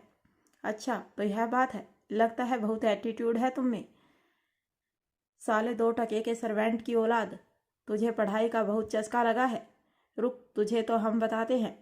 इतना कहकर वह बच्चे एक झटके के साथ उसका बैग छीन लेते हैं और उसकी जीप खींचकर उसे तोड़ते हुए उसकी सारी बुक और किताब फाड़ फाड़ कर सड़क पर गिराने लगे, जिसे देखकर वह बच्चा जल्दी से उन लोगों से अपना बैग छुड़ाने की कोशिश कर रहा था। प्लीज़ ऐसा मत करो, मेरी किताबें खराब हो जाएंगी, प्लीज़ ऐसा मत करो। वह बच्चा उन्हें रोकने की कोशिश कर रहा था, लेकिन उसे बाकी के 2-3 लड़कों ने पकड़ लिया। कल रात को ही मुंबई में जोरों से बारिश हुई थी, जिसके कारण पूरी सड़क पानी से भरी हुई थी और किताबें कॉपियां सड़क पर गिरने के कारण गीली हो गई थी। वह बच्चा जोर जोर से रो रहा था, पर उसकी सुनने वाला कोई नहीं था, और अचानक ही कुछ बच्चों ने पेन की इंक निकालकर उसके वाइट शर्ट पर भी डाल दी, उसके कॉस्ट्यूम को खराब कर दिया। वह लोग इस वक्त स्कूल के मेन गेट के बाहर ही थे, इसीलिए कोई भी उनकी हेल्प करने के लिए नहीं आया। वह बच्चे अमीर घर के थे, तो वही यह बच्चा जो कोई और नहीं बल्कि समीर था, एक सर्वेंट का बेटा था, जिसके पापा ने बड़ी मुश्किल से उसे यहाँ की किताबें और कॉस्ट्यूम अरेंज करके दी थी। समीर पढ़ने में बहुत ही टैलेंटेड रहा। वह किसी से भी झगड़ा नहीं करता था और हमेशा स्कूल में फर्स्ट आता था, ताकि उसे स्कॉलरशिप मिल सके और उसके पापा का थोड़ा सा बोझ कम हो जाए।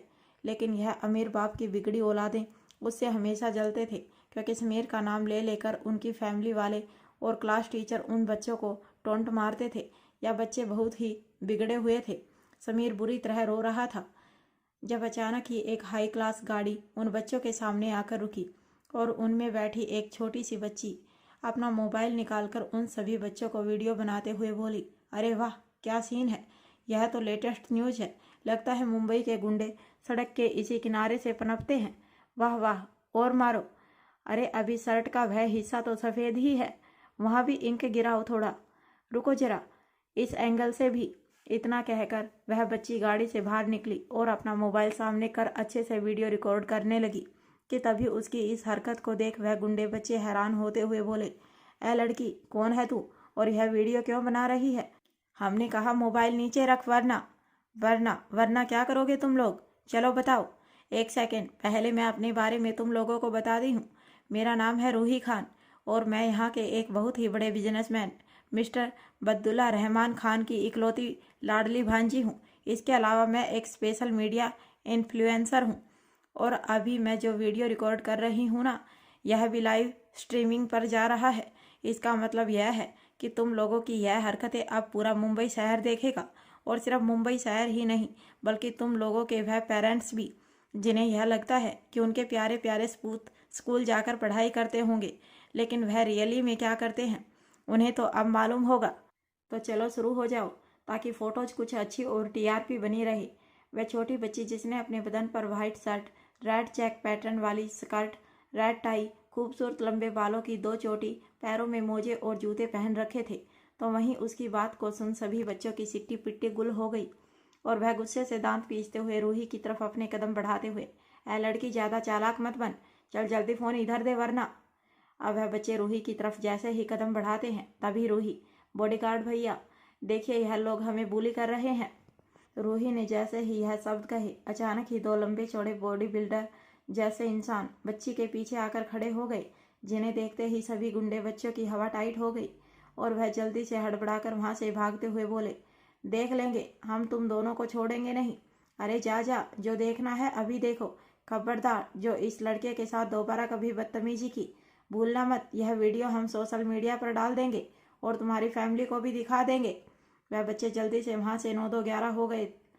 अब वह बच्चा समीर एक नज़र रूही को थैंकफुल नज़रों से देख रहा था, लेकिन तभी उसकी नज़र सड़क पर भीग चुकी अपनी किताब और कॉपियों पर गई, जिसे देखकर उसकी आंखों में आंसू आने लगे। वह जोर जोर से रो रहा था। वह रोते हुए अपनी किताब और कॉपियों को उठाता है। वह पढ़ने लायक अब बिल्कुल भी नहीं थी। उसे रोता हुआ देख रूही प्यार से उसकी पीठ पर हाथ रखते हुए बोली, प्लीज़ रो मत, इस तरह रोने से कुछ नहीं होगा। अब मैं क्या करूं? मेरी तो सारी कॉपी किताब खराब हो चुकी है। अब बाबा को पता चलेगा तो उन्हें बहुत दुख होगा। उन्होंने कितनी मुश्किल से मेरे लिए यह अरेंज किया था। बच्चे की बात सुन रूही को उसके लिए बुरा लगने लगा। उसने जैसे ही किताब और कॉपियों की तरफ देखा, उसके चेहरे पर एक मुस्कान आ गई और वह जल्दी से अपनी गाड़ी में से अपना स्कूल बैग निकालकर बच्चों की तरफ देते हुए बोली, अरे तुम्हें रोने की ज़रूरत नहीं है, यह लो मेरा बैग, मैं भी तुम्हारे ही क्लास में पढ़ती हूँ। इसमें वह सभी कॉपी और किताब हैं जिसकी ज़रूरत तुम्हें है। हाँ, मैं तुम्हारी तरह इंटेलिजेंट नहीं हूँ, इसीलिए होमवर्क पूरा नहीं है, वह तो तुम्हें खुद ही मैनेज करना होगा, लेकिन फ़िलहाल के लिए इसी से काम चला लो। रूही की बात सुन समीर उसका बैग लेने से साफ इनकार करने लगा। नहीं, मैं इसे नहीं ले सकता, क्योंकि एक तो मैं दूसरों का एहसान नहीं लेता और दूसरी बात, अगर मैंने इसे ले लिया तो तुम कैसे पढ़ाई करोगी? उसकी बड़ी बड़ी बातों को सुन रूही का तो मुंह बन गया, पर रूही तो जिद्दी थी। जबरदस्ती उसे अपना बैग देते हुए मुंह बनाकर बोली, अरे अभी ले भी, तो कितना भाव मत खा। मेरे मामू जान बहुत अमीर है, वह मेरे लिए नई बुक्स और कॉपी अरेंज कर देंगे। और हाँ, मेरा पढ़ाई करने का बिल्कुल भी दिल नहीं करता, इसी बहाने मुझे कुछ दिन का ब्रेक मिल जाएगा। मेरे बुक्स और कॉपी का क्या हुआ, वह मैं सोच लूँगी। मेरे मामू जान मुझे बहुत प्यार करते हैं, वह मुझे कुछ नहीं कहेंगे। और रही बात एहसान की, तो मैं तुम पर कोई एहसान नहीं कर रही, चुपचाप यह बैग ले लो, वरना मैं इसे यहीं छोड़कर जा रही हूँ। इतना कहकर रूही वह बैग दरवाजे की कुंडी में टांग देती है, क्योंकि नीचे रखने पर तो वह गीला हो जाता। और तभी उसकी नज़र समीर के कपड़ों पर गई। उसकी वाइट शर्ट पूरी तरह खराब हो गई थी। वह इस तरह स्कूल नहीं जा सकता था, इसीलिए उसने तुरंत गाड़ी में से अपना एक हुडी जैकेट निकाला जो वह घर से पहनकर आई थी, क्योंकि रात की बारिश के कारण आज मौसम ठंडा था। वह समीर के सर पर वह जैकेट रखते हुए बोली, देखो तुम्हारी सारी प्रॉब्लम मैंने सॉल्व कर दी है, इसीलिए अब तुम्हारी मर्जी है कि इन चीज़ों के साथ तुम अपने फ्यूचर में आगे बढ़ो या फिर पड़े रहो यहीं पर अपनी गीली किताब और कॉपी के साथ। मैं तो चली। अब रूही जल्दी से अपनी गाड़ी में बैठ ड्राइवर को ऑर्डर देते हुए बोली, ड्राइवर अंकल, मैं सड़क पर गिर गई थी तो मेरी किताब और कॉपी पानी में गिरकर खराब हो गई, तो बताइए अब मैं पढ़ाई कैसे करूँगी। इसीलिए चलिए हम लोग घर चलते हैं और आज स्कूल से छुट्टी। इन बातों को कहते हुए वह लड़की बहुत ही ज़्यादा चुलबुली और क्यूट लग रही थी और उसकी बात को सुन ड्राइवर हाँ में सिर हिलाकर जोर जोर से हंसते हुए, हाँ हाँ रूही बेबी, मैं समझ रहा हूँ। इतना कहकर ड्राइवर गाड़ी लेकर वहाँ से चला गया और समीर अपनी ज़िंदगी की प्यारी सी एंजल को बस जाता हुआ देखता ही रह गया। आज लाइफ में पहली बार उसे 15-16 साल के लड़के को अपने सीने में कुछ धड़कता हुआ सा महसूस हुआ। हाँ, यह उसका दिल था। अब रात लगभग 9 बजे खुशी वापस घर लौटी। निकिता, रुद्र, शिवाय और गौरी को उसके आने की इन्फॉर्मेशन पहले ही मिल गई थी और इटली में उन लोगों के साथ क्या हुआ यह भी, जिसे जानने के बाद निकिता को बस खुशी की चिंता हो रही थी और वह उसके आने का ही इंतजार कर रही थी। जब अचानक गाड़ियों का काफिला जिंदल विला में इंटर किया, सभी लोग जल्दी से दौड़ते हुए बाहर एंट्रेंस पर ही आ गए, जिन्हें परेशान देख खुशी भी गाड़ी से उतर गई। अब निकिता घबराकर जल्दी से खुशी को हक कर दी है और आंखों में आंसू लिए। खुशी, तू ठीक तो है ना? तुझे कुछ हुआ तो नहीं? हमने सुना कि इटली में तेरे साथ। अपने दोस्त को परेशान देख खुशी भी उसे गले लगाकर मुस्कुराते हुए, यार निकिता, मैं ठीक हूँ, सब कुछ आराम से हैंडल हो गया, तुझे चिंता करने की ज़रूरत नहीं है। चिंता कैसे ना करूँ? तुझे मालूम है, तेरे बारे में जानने के बाद मेरी सांस हलक में ही अटक गई थी और ऊपर से अंश भी तेरे साथ था। गलती मेरी ही है, तुझे अकेले जाने ही नहीं देना चाहिए था। और अब तो विवान खन्ना भी वापस आ चुका है और यह बात मुझसे बेहतर कौन जानता है कि वह तुम लोगों से कितनी नफरत करता है। देख खुशी, मैं तुझे साफ साफ कह रही हूँ, अब तेरा विला से बाहर जाना। भाड़ में जाए काम धंधा। मैं अब तेरी जान को लेकर कोई भी रिस्क। इससे पहले निकिता आगे कुछ कहती, खुशी उसे समझाते हुए, निक्की तो खामखा टेंशन ले रही है यार, लोगों के डर से मैं अपना काम तो नहीं छोड़ सकती। और रही बात विवान खन्ना की, तो उसे हैंडल करने के लिए तू है ना मेरे साथ। जब तक आप सभी लोगों का साथ मेरे पास है, मुझे कुछ नहीं होगा। खैर वह सब छोड़ो और अंदर चलो, मैं बहुत थक गई हूँ। चल, मैं तेरे लिए अपने हाथों से तेरा फेवरेट खाना बनाया है, कहकर निकिता आगे बढ़कर अंश को अपनी गोद में ले लेती है। तो वहीं अद्रव रुद्र की गोद में था। कुछ ही देर में खाना खाते हुए निकिता ने खुशी से पूछा, वैसे खुशी, मैंने सुना सही वक्त पर किसी ने तुम लोगों की जान बचाई थी। आखिर कौन था वह इंसान? कुछ पता चला उसका? कहीं ऐसा तो नहीं कि यह दुश्मन की कोई ट्रिक हो? ट्रिक कैसे हो सकती है निक्की? जिस वक्त हम पर हमला हुआ उस वक्त मैं लगभग अपनी जान देने वाली थी और अगर वह नहीं आता तो अब तक, अगर उसका इंटेंशन मुझे या हमारी फैमिली को नुकसान पहुंचाना ही होता तो वह आराम से पहुंचा सकता था। लेकिन फिर भी जब तक मैं उसके बारे में ठीक से कुछ पता ना कर लूँ, क्लियरली नहीं कह सकती। सिवाय यह जिम्मेदारी मैं आपको देती हूँ, उस इंसान का पता लगाइए। मैं भी तो जानूँ मेरी हेल्प करने के लिए वह मेरी लाइफ में आया हुआ कोई फरिश्ता था या दुश्मनों की एक नई चाल। जी क्वीन, आपके कहने से पहले ही मैं और राजीव इस काम में लग गए हैं। बहुत जल्द हमें उसके बारे में इंफॉर्मेशन मिल जाएगी। खाना कंप्लीट कर खुशी ने रूहान की तरफ देखा और उससे थोड़ी बहुत बातें की।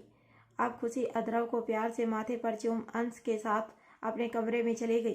तो वहीं उसके जाने के बाद रुद्र के चेहरे पर एक्सप्रेशन काफ़ी ज़्यादा सीरियस थे। वह सिवाय की तरफ देखते हुए बोला, दुश्मन वापस लौट आया है सिवाय, हमें खुशी और बच्चों की सिक्योरिटी बढ़ानी होगी, क्योंकि एक पुरानी कहावत है, किसी को अपने सामने झुकाने के लिए उसकी कमजोरी पर वार करना चाहिए और इस घर की कमजोरी यहाँ के बच्चे हैं। मैं समझ रहा हूँ मिस्टर सिंघानिया, आप चिंता मत कीजिए, मैं अपने वेल ट्रेंड सिक्योरिटी गार्ड इस काम के लिए लगाता हूँ। ज़रूरत पड़े तो फॉरेन मिलिट्री से भी कुछ ऑफिसर मंगा लूँगा। यह ठीक होगा, कहते हुए रुद्र अपनी जगह से उठकर कमरे की तरफ चला गया।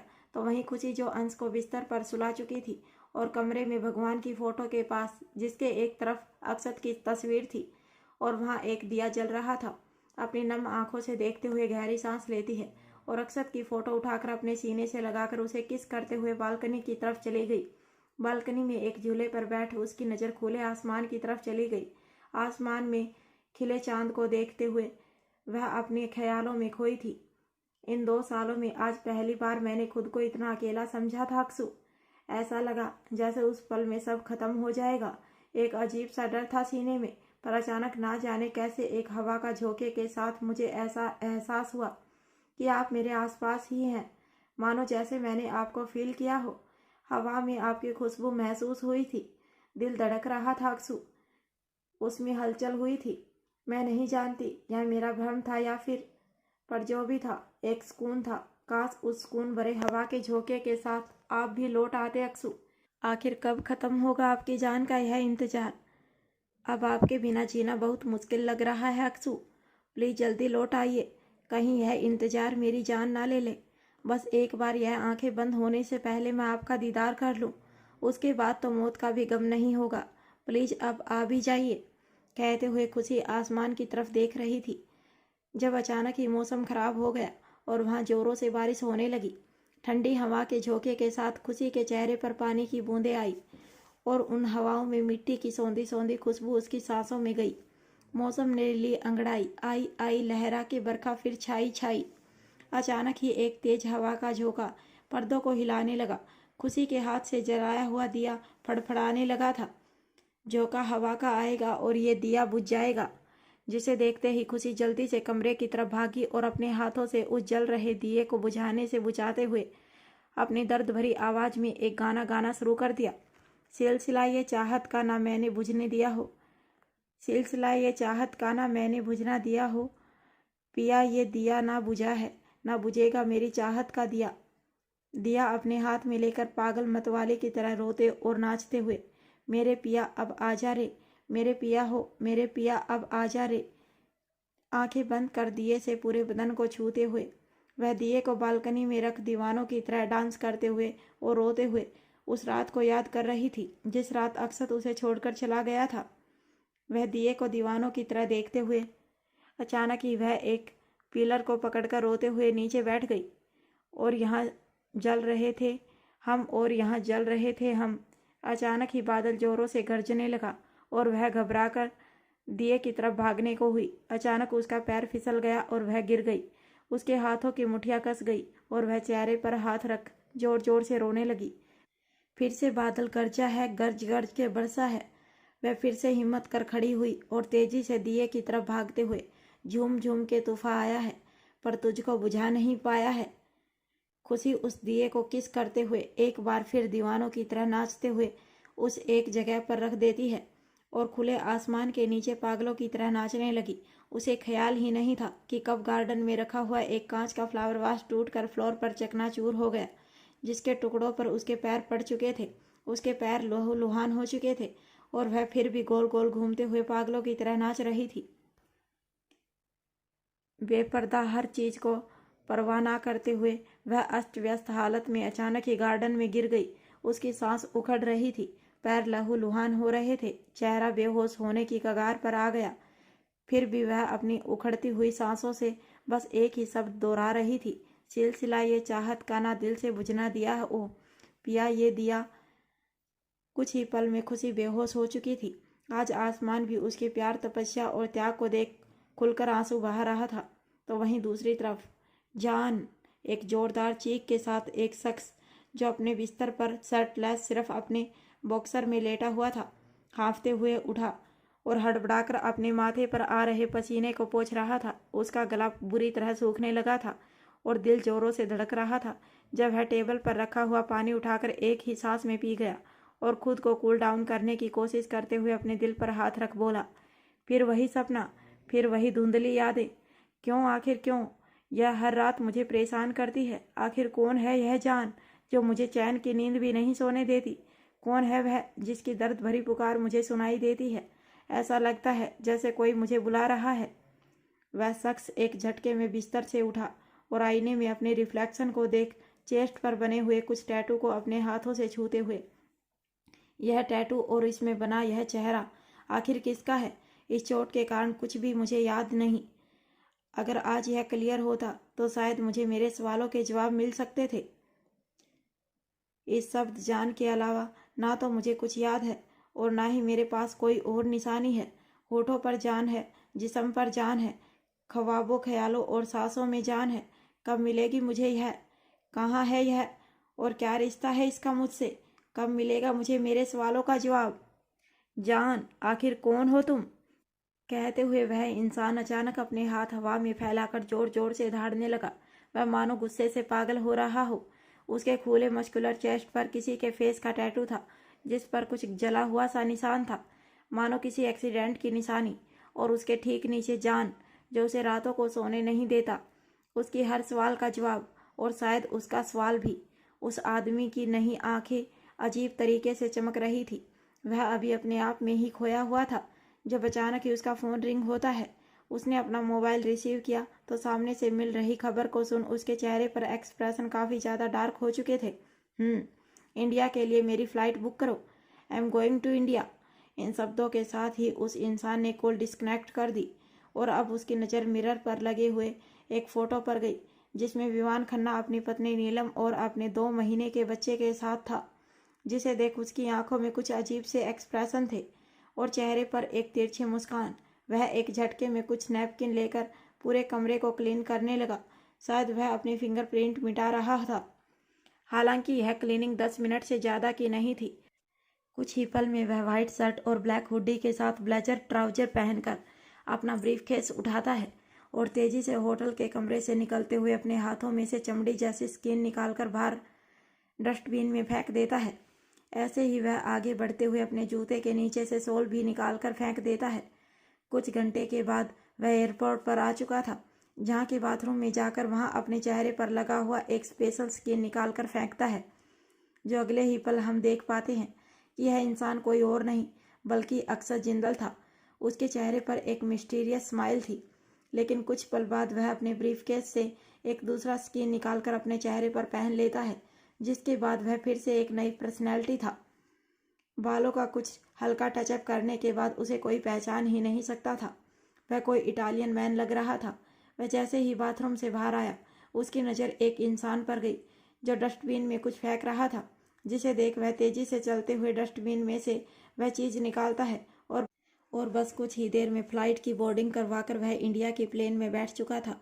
वह इतनी तेज़ी से और इतनी सफाई से यह काम कर रहा था जैसे मानो वह कोई मिलिट्री कमांडो हो और हर जगह सिर्फ उसके ही लोग फैले हों। कई घंटे के ट्रैवल के बाद वह इंडिया पहुंच चुका था।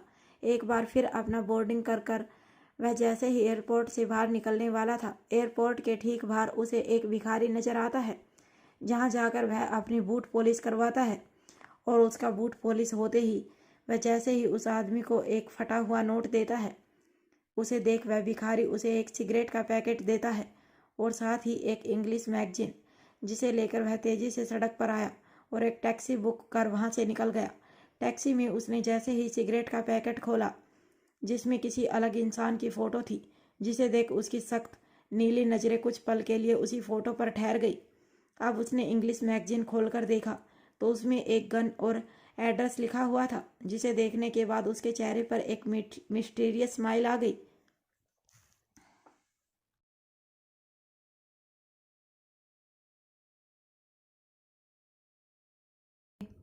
रूही यहाँ, लेकिन ऐसे कैसे? और यह बच्चा, यह तो वही बच्चा। कहते हुए अयान खान की आंखों के सामने कई सारे दृश्य घूम रहे थे। रूहान के साथ उसकी पहली मुलाकात, हर पल उसे जब भी रूहान मिलने उसके आसपास समीर होता था। अब उसके दिमाग में 50 तरह के ख्याल आ रहे थे, जिसका जवाब अब सिर्फ उसे रूही ही दे सकती थी। अयान बिना सोचे समझे अपनी बेटी जिया को झूले पर ही छोड़कर तेजी से रूही की तरफ दौड़ा, लेकिन क्योंकि दोनों के बीच तेजी से घूम रहा झूला था, उसे दूसरी तरफ से रास्ता लेकर रूही तक पहुंचना था। वह कई सारे लोगों को धक्का देते हुए पूरा रास्ता नापते हुए रूही की तरफ आ रहा था, तो वहीं रूही अयान खान के आने से अनजान स्माइल करते हुए अपने बेटे को उतरने के लिए कह रही थी, जब अचानक ही उसका मोबाइल फ़ोन में रिंग करता है और वह फ़ोन रिसीव करती है। हेलो, हाँ निकिता दीदी कहिए। हेलो रूही, कहाँ हो तुम? अच्छा सुनो ना, तुमसे एक हेल्प चाहिए थी। वह दरअसल सोना की तबीयत अचानक ख़राब हो रही है, उसे पीरियड्स आ गए हैं, तो शायद उसे रेस्ट की ज़रूरत होगी और अदरब भी अस्पताल में रहते हुए बोर हो गया है, तो वह परेशान कर रहा है। इसीलिए अगर तुम बुरा ना मानो तो प्लीज़ खुशी के साथ आज की रात अस्पताल में रुक सकती हो। वह क्या है ना, खुशी को अस्पताल से डिस्चार्ज कल ही मिलेगा और हम उसे इतनी रात को अकेला। अरे दीदी, आपको मुझे इतना क्लैरिफिकेशन देने की क्या ज़रूरत है? आप चिंता मत कीजिए, मैं रूहान को बस घर छोड़ने ही जा रही थी, लेकिन अब आपका कॉल आ गया है तो उसे ड्राइवर के साथ घर भेज देती हूँ। आप घर पहुँच जाइए, मैं टैक्सी से आ जाऊँगी। Oh thank you so much Ruhi. दीदी प्लीज़ थैंक यू मत कहिए, मैं बस अभी आई। इतना कहकर रूही ने पास में झूले को ऑपरेट कर रहे ऑपरेटर से झूला रोकने की रिक्वेस्ट की और कुछ ही पल में वह रूहान को लेकर अम्यूजमेंट पार्क के बाहर आई, जहां ड्राइवर पहले से ही गाड़ी लेकर रेडी था। रूही रास्ते में ही बेटे रूहान को सब समझा चुकी थी कि उसे किसी काम से हॉस्पिटल जाना होगा, इसीलिए वह निकिता आंटी और सोना आंटी की बात अच्छे से माने। रूहान काफ़ी समझदार बच्चा था, वह झट से रेडी हो गया। अब रूही अपने बेटे के माथे पर किस कर गाड़ी में भेज देती है और खुद एक टैक्सी रुकवाकर उसमें बैठकर हॉस्पिटल के लिए निकल गई। तो वहीं अयान खान तेजी से दौड़ते हुए उसकी गाड़ी को रुकवाने ही वाला था जब रूही की गाड़ी दूसरी डायरेक्शन में जा चुकी थी। ओ सिट, यह मेरे हाथों से नहीं निकल सकती। रूही, तुम मुझसे दूर नहीं जा सकती, किसी भी कीमत पर नहीं। मैं भी देखता हूँ कहाँ तक भागती हो तुम।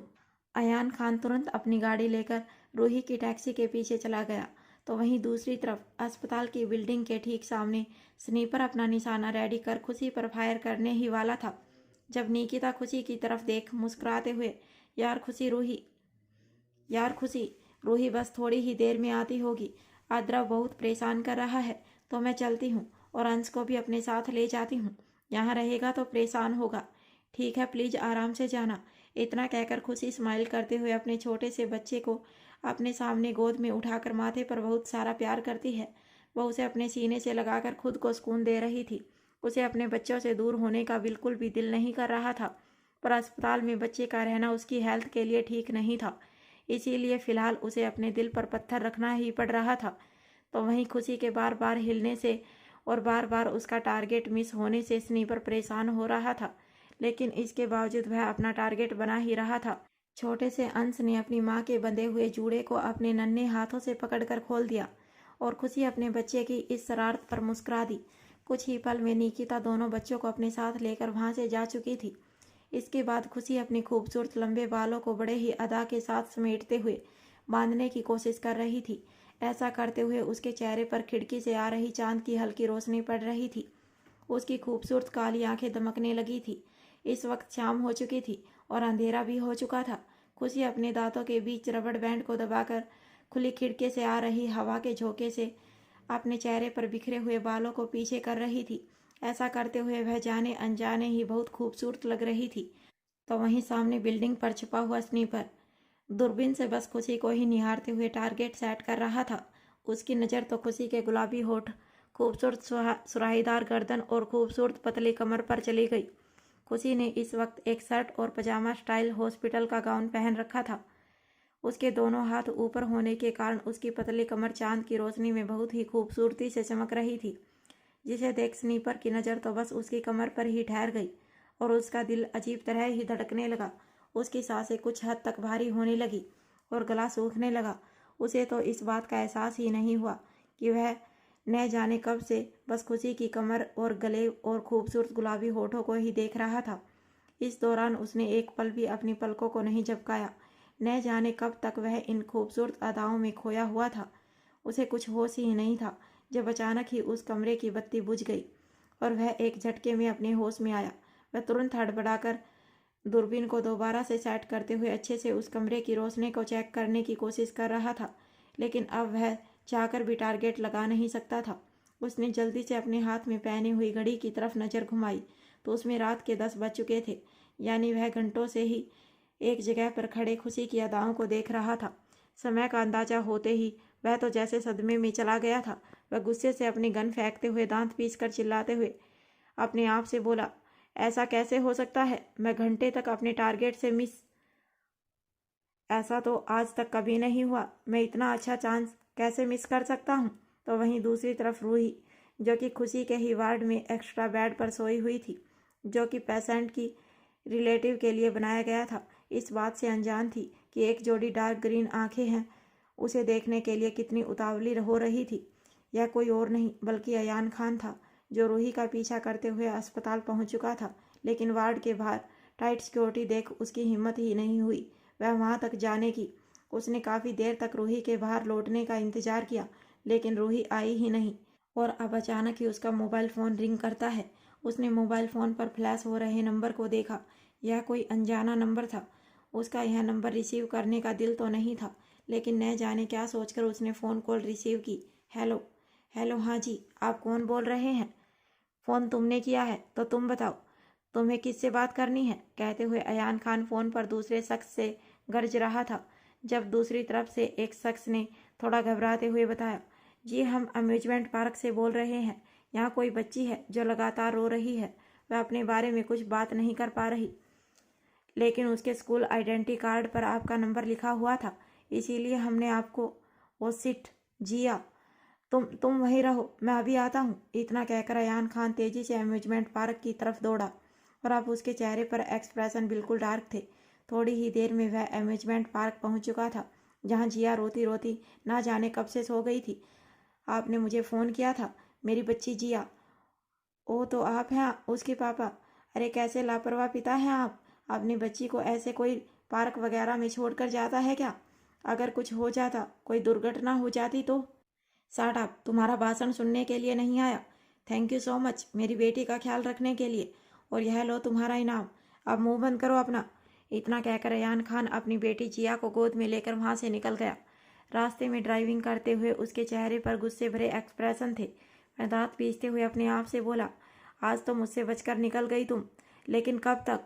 कभी ना कभी तो मेरे हाथ आओगी, उसके बाद देखना मैं तुम्हारा। अयान खान ने अपने शब्दों को वहीं रोक लिया। लेकिन वह बच्चा कौन है, और तुम्हें मम्मा क्यों कह रहा था? मुझे पता लगाना होगा। अयान खान ने ड्राइविंग करते हुए अपना मोबाइल फ़ोन लिया और किसी को कॉल किया। हेलो, एक इम्पोर्टेंट काम दे रहा हूँ, ध्यान से सुनो और याद रहे, तुम्हारे पास सिर्फ 24 घंटे का वक्त है। मुझे सारी की सारी इन्फॉर्मेशन चाहिए, अंडरस्टैंड? आप टेंशन मत लीजिए सर, काम हो जाएगा, कहकर सामने वाले इंसान ने कॉल डिस्कनेक्ट कर दिया।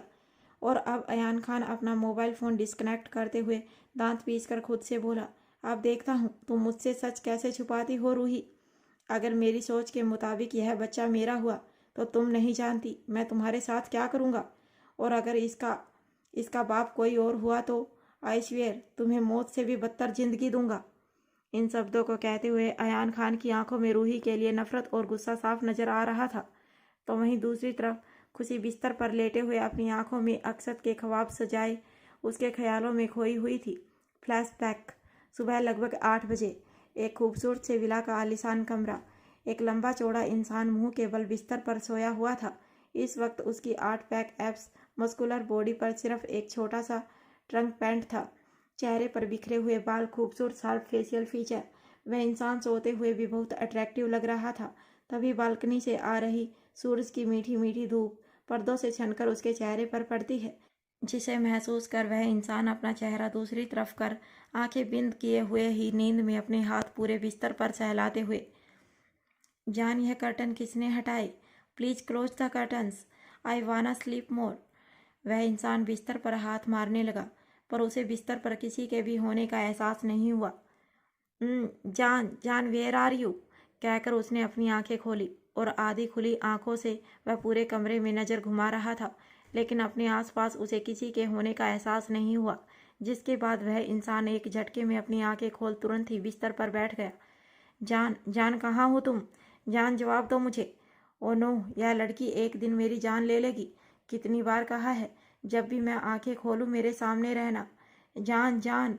यह इंसान कोई और नहीं बल्कि अक्षत था, जो खुशी को अपने आसपास ना पाकर पागलों की तरह चिल्लाने लगा था। उसकी नींद उड़नछू हो गई थी और वह एक झटके में बिस्तर से उतरकर बाथरूम की तरफ गया। जान, तुम सुन रही हो मुझे? जवाब दो। यहाँ भी नहीं है, आखिर कहाँ गई मुझे छोड़कर? अक्षत बिना सोचे समझे एक झटके में फ्लोर पर पड़ा हुआ अपना शर्ट और लोअर पहनता है और तेजी से कमरे से बाहर भागा। अब वह पूरे विला में पागलों की तरह चिल्ला रहा था, जैसे मानो किसी ने उसकी सांसें छीन ली हो। जान जान कहाँ हो तुम? अक्षत तेजी से सीढ़ियों के रास्ते नीचे आया, जहाँ उसे कोई भी सर्वेंट नजर नहीं आया जिससे वह अपनी जान के बारे में पूछ सके, क्योंकि उसका रूल था वह जब भी घर पर होगा उसे कोई भी सर्वेंट नजर नहीं आना चाहिए, क्योंकि अपनी जान के करीब जाने के लिए उसका कभी भी कहीं भी मूड बन जाता था और वह किसी का भी इंटरफेयर बर्दाश्त नहीं कर सकता था। सभी सर्वेंट उसके ना होते हुए ही घर का काम करते थे। अब वह पागलों की तरह चिल्लाते हुए बाहर आया, जहाँ गार्डन से कुछ ही दूरी पर कुछ गार्ड खड़े थे। तुमने मेरी जान को देखा किंग? वह कहते हुए गार्ड की सांस अटक रही थी।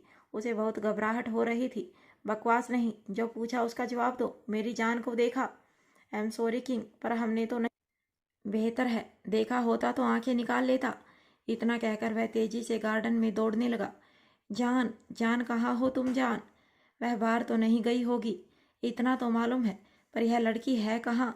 अब अक्षत एक झटके में बहुत ही जोर जोर से हलक के बल चीख रहा था। जान, जान कहाँ हो तुम जान? ओहो अक्सू, जान की जान ले लीजिए आप, कहीं भाग नहीं गई आपको छोड़कर? यहाँ हूँ मैं। एक मीठी सी आवाज़ उसके कानों में गई, जिसे सुनते ही अक्षत जिसका गोरा चेहरा पूरी तरह लाल हो गया था और वह तमतमा रहा था, नीली आंखें जिनमें एक बेचैनी और पागलपन था, वह तुरंत अपनी बेचैनी नज़रों से इधर उधर देखते हुए फिर से खुशी को पुकारने लगा। जान, तुम यहाँ हो, लेकिन कहाँ? मुझे नज़र नहीं आ रही, सामने आओ। ओहो, यहाँ हूँ मैं, ऊपर देखिए। कहते हुए खुशी ने मुंह बनाया और उसकी बात सुन अक्षर तुरंत इधर उधर नज़र करने लगा।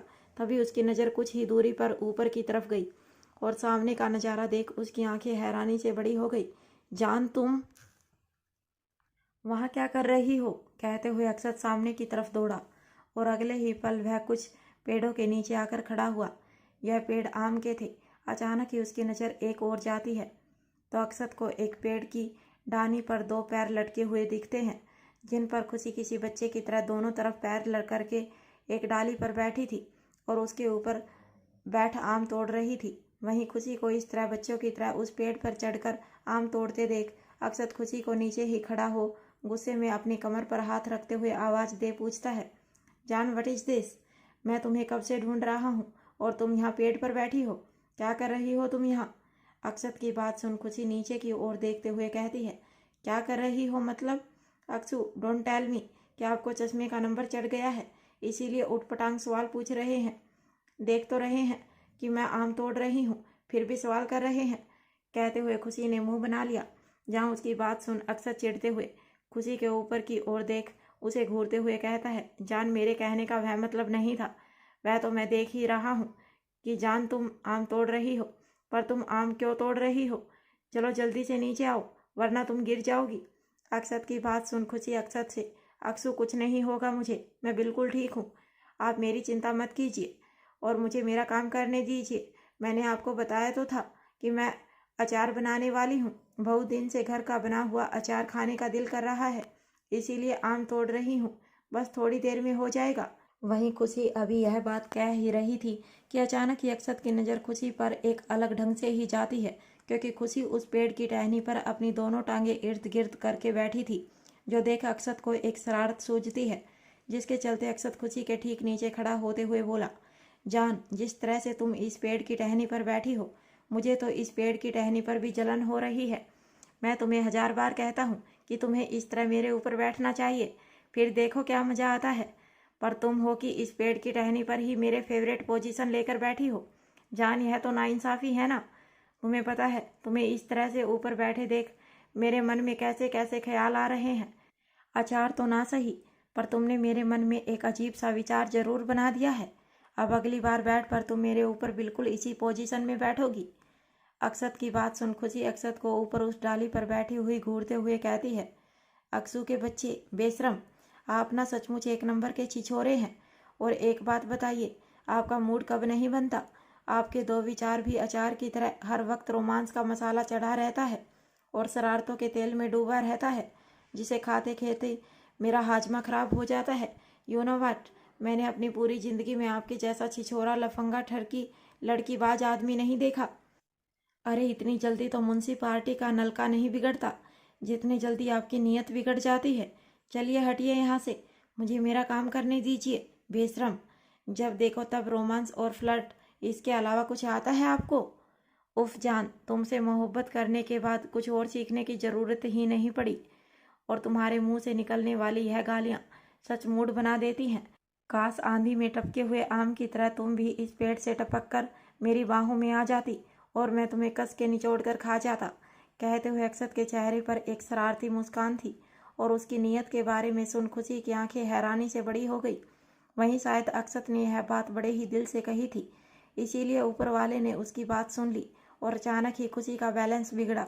खुशी अचानक से उस टहनी पर दूसरे आम की तरफ लपकती है, तब वह अनबैलेंस होकर सीधा उस पेड़ से नीचे गिरने लगती है।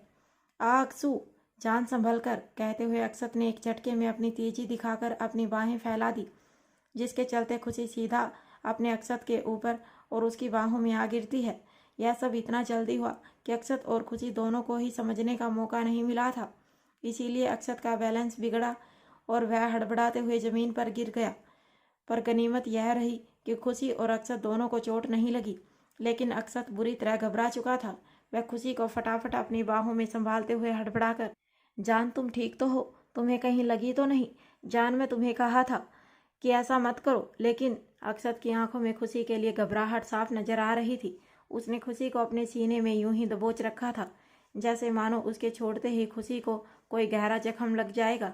उसकी आवाज़ में ही अपने लिए घबराहट महसूस कर खुशी, जो कि अक्षत के ऊपर लेटी हुई थी, मुंह बनाते हुए उसके सीने पर हाथ रख उठने की कोशिश करते हुए, ओहो अक्सू, आप छोटी छोटी बातों पर घबरा जाते हैं।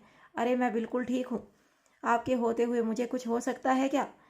चलिए छोड़िए मुझे आम इकट्ठे करने हैं। सारे के सारे बिखर गए। जहाँ दोनों के ही नज़र एक दूसरे से मिल गई थी और खुशी मासूमियत से बच्चों जैसा मुंह बनाकर उससे शिकायत कर रही थी, तो वहीं अक्षत अपनी प्यारी सी बीवी की छोटी सी नाक पर झूठ मूठ का गुस्सा देख स्माइल करने लगा। उसे हमेशा की तरह खुशी पर बहुत प्यार आ रहा था। कुछ देर की यह नज़रों की जोरा जोरी होने के बाद अक्षत अचानक ही अपने सेंस में आता है और खुशी को डांटते हुए कहता है, तुम्हें अभी भी आम की चिंता हो रही है, अपनी नहीं? बेवकूफ़ लड़की, मैंने मना किया था ना कि पेड़ पर मत चढ़ो। देखो गिर गई ना। अच्छा हुआ मैं यहाँ था, वरना चोट लग जाती। तुम्हें अचार बनाना है ना? चलो मैं बनाता हूँ तुम्हारा अचार, और बिना मिर्च मसाले के खाता हूँ। तुमसे टेस्टी कोई हो सकता है भला?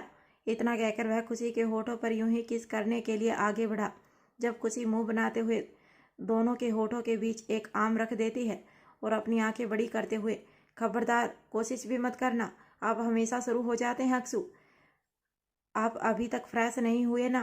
पहले जाइए फ्रेश हो जाइए। जब देखो तब उनकी गाड़ी एक ही जगह अटकी रहती है, ठरकी कहीं के। इतना कहकर खुशी चिढ़ते हुए अक्षत के दोनों हाथ झटकने लगी। आप ना सचमुच नमूना है, नमूना जो मेरे ही किस्मत में लिखा था। खुशी यह बातें बोलते हुए और गुस्से में बड़बड़ाती हुई अक्षत से कहती है और अक्षत के ऊपर से उठकर नीचे पड़े हुए अपने आम बटोरने लगी। जब अक्षत अपना मुंह बनाते हुए उठकर बैठा और अपने दिल पर हाथ रख खुशी को प्यार से देखते हुए, जान तुम मुझे इतनी गालियां देती हो और हर पल यह कहती हो कि तुम मेरे प्यार से परेशान हो गई हो, पर सच बताऊं, मुझे भी मालूम है कि तुम्हें मेरा इस तरह प्यार जताना बहुत अच्छा लगता है। यू नो व्हाट, तुम बहुत खुशकिस्मत हो जो तुम्हें मेरे जैसा हैंडसम और डसिंग पर्सनैलिटी वाला रोमांटिक बंदा मिला, वरना मेरे जैसे आइटम हमेशा आउट ऑफ स्टॉक रहते हैं। अरे लड़कियों के बीच भारी डिमांड है हमारी, अभी भी मौका है, दबोच लो मुझे, कहीं ऐसा ना हो कि। और इससे पहले अक्षत अपनी बात पूरी करता, खुशी एक झटके में उसके कॉलर को पकड़ लगभग जोड़ते हुए, कि आगे कहिए, कहीं ऐसा ना हो क्या आपको कोई और मुझसे चुरा ले जाए? यही कहना चाहते हो ना? कोशिश भी मत करना, जान ले लूँगी आपकी। आप बदमाश हैं, नोटी हैं और बहुत बड़े ठरकी हैं, पर जैसे भी हैं मेरे हैं, समझे? और अगर मुझे छोड़कर आपने किसी और के पास जाने की कोशिश की ना तो क्या जान? बताओ, कहते हुए अक्षत खुशी को कमर से पकड़ अपने करीब कर लेता है। वह उसकी कमर को काफ़ी सेंसुअल तरीके से छूने लगा और उसकी छुअन से खुशी का बदन सिहरने लगा। वह अपनी आंखें बंद कर अक्षत के एहसासों में खोने लगी और मदहोशी से बोली, तो उसी वक्त मेरी सांसें, आह की आवाज़ के साथ खुशी की एक दर्द भरी सिसक निकली, क्योंकि अक्षत ने उसकी कमर पर अपनी पकड़ मजबूत की और उसे और भी कस के अपनी बाहों में दबोच गुस्से से अपनी नीली आंखों से घूरते हुए उसके सभी बालों को इकट्ठा कर एक कंधे पर रख उसके बालों और बदन से आ रही भीमी भीमी खुशबू अपनी सांसों में उतारते हुए मदहोशी में बोला, खबरदार जान, सोचना भी मत, कभी नहीं। तुम्हारी यह सांसें सिर्फ तुम्हारी नहीं बल्कि मेरी हैं, और जब तक इन सांसों का एक भी कतरा बाकी है, मेरी धड़कन चलेगी। याद रखना जान, तुमसे दूर होकर मेरा जीना इम्पॉसिबल है। जब तक तुम जिंदा हो मुझे जीना होगा, और जब तक मैं हूँ सिर्फ तुम्हारा हूँ। भूलना मत, तुम मेरी हो जान, और जान जिस्म से जुदा तब होती है जब रूह फना हो जाए। तुम जब एक पल नजर नहीं आती तो सांस रुकने लगती है मेरी, धड़कन दिल का रास्ता भूल जाती है, आंखें कुछ देख नहीं पाती। तुम हो तो जिंदगी है और तुम नहीं तो कुछ भी नहीं। मैं शब्दों में बयां नहीं कर सकता, बस इतना कह सकता हूँ, मैं तुम्हारे लिए जीऊँगा जान, सिर्फ तुम्हारे लिए। तुम्हारे बिना तो मुझे मौत भी मंजूर नहीं है। वादा करो जान, तुम सिर्फ मेरी रहोगी, सिर्फ मेरी। कहते हुए अक्षत की आंखों में एक पागलपन और जुनून था, जिसे देख खुशी के चेहरे पर एक प्यारी सी मुस्कान आ गई। वह अक्षत के गले में अपनी बाहें लपेट उसके होठों पर किस करते हुए बोली, आपके बिना इस दिल को कहीं सुकून भी तो नहीं है अक्सू। मुझसे वादा कीजिए, मेरी आखिरी सांस तक आप मेरे साथ रहेंगे, क्योंकि आपके बिना तो। मैं वादा करता हूँ जान, मौत भी हम दोनों को जुदा नहीं कर पाएगी। हमें हमेशा साथ रहना है, हमेशा। आई लव यू जान, I love you so much, I love you too Aksu. कहते हुए खुशी अक्षत को सीने से लगा लेती है। Flashback and present time. इन बातों को याद कर खुशी के चेहरे पर एक फीकी सी मुस्कान थी और आंखों में आंसू। उसने दिल ही दिल में अपने आप से कहा, देखिए अक्सू, मैं अपना वादा निभा रही हूँ, इंतजार कर रही हूँ मैं आपका, जी रही हूँ मैं सिर्फ आपके लिए। अब आप भी अपना वादा निभाइए और लौट आइए। अब आप अपनी जान के साथ शरारत नहीं कर रहे हैं, बल्कि उसकी जान ले रहे हैं। प्लीज़ अब जितना भी परेशान करना है सामने से आकर कीजिए। आपकी बहुत याद आती है अक्सू, प्लीज़ लौट आइए, कहीं इंतज़ार का यह सफ़र लंबा ना हो जाए। कहते हुए खुशी यूं ही बिस्तर पर करवट बदल रही थी और अपने मोबाइल में अक्षत की फ़ोटो देखने लगी। देखते ही देखते यह वक्त कब कट गया पता ही नहीं चला और अगली सुबह सोना अंश के साथ खाना लेकर अस्पताल पहुंच चुकी थी और उसके साथ रूहान भी अपने स्कूल बैग में था, क्योंकि उसने जिद की हुई थी कि वह अपनी मोम रूही के साथ ही स्कूल जाएगा। इसीलिए रूही ने अपना बचा कुचा हुलिया ठीक किया और गाड़ी में बैठकर रूहान को स्कूल छोड़ने के लिए चली गई। वहीं सोना खुशी को अपने हाथों से ब्रेकफास्ट कराकर उसके साथ अच्छा वक्त बिता रही थी। खुशी और सोना मिलकर छोटे से अंश के साथ खेल रहे थे, तो वहीं दूसरी तरफ शार्प शूटर, जो कि गुस्से से पागल हो रहा था क्योंकि उसका टारगेट मिस हो चुका था और उसे अपनी पार्टी की तरफ से मेल आया था जो उस पर भड़क रहा था, जो कि शार्प शूटर के ईगो को ठेस पहुंचा रहा था। गुस्से में आकर उसने कॉन्ट्रैक्ट के बिटकॉइन लेने से साफ इनकार कर दिया था और अब खुशी को मारना उसके ईगो पर बनाया था। जो काम अब वह फ्री में करने वाला था, वह गुस्से से धाड़ते हुए खुशी की फ़ोटो को अपने हाथों की मुट्ठी में कसते हुए बोला, आज तक ऐसा कभी नहीं हुआ कि मुझसे मेरा टारगेट मिस हो जाए। अब यह टारगेट ख़त्म करना ही मेरा टारगेट है। मैं भी देखता हूँ इसे कौन बचाता है मुझसे। जस्ट वेट एंड वॉच खुशी अक्सर जिंदल, तुम्हारी मौत बहुत जल्द तुम्हें गले लगाने आ रही है। इतना कहकर वह इंसान तेजी से रेडी होकर हॉस्पिटल की तरफ निकल गया। तो वहीं रूही भी इस बात से अनजान थी कि एक मुसीबत उसकी तरफ अपने कदम बढ़ा चुकी है।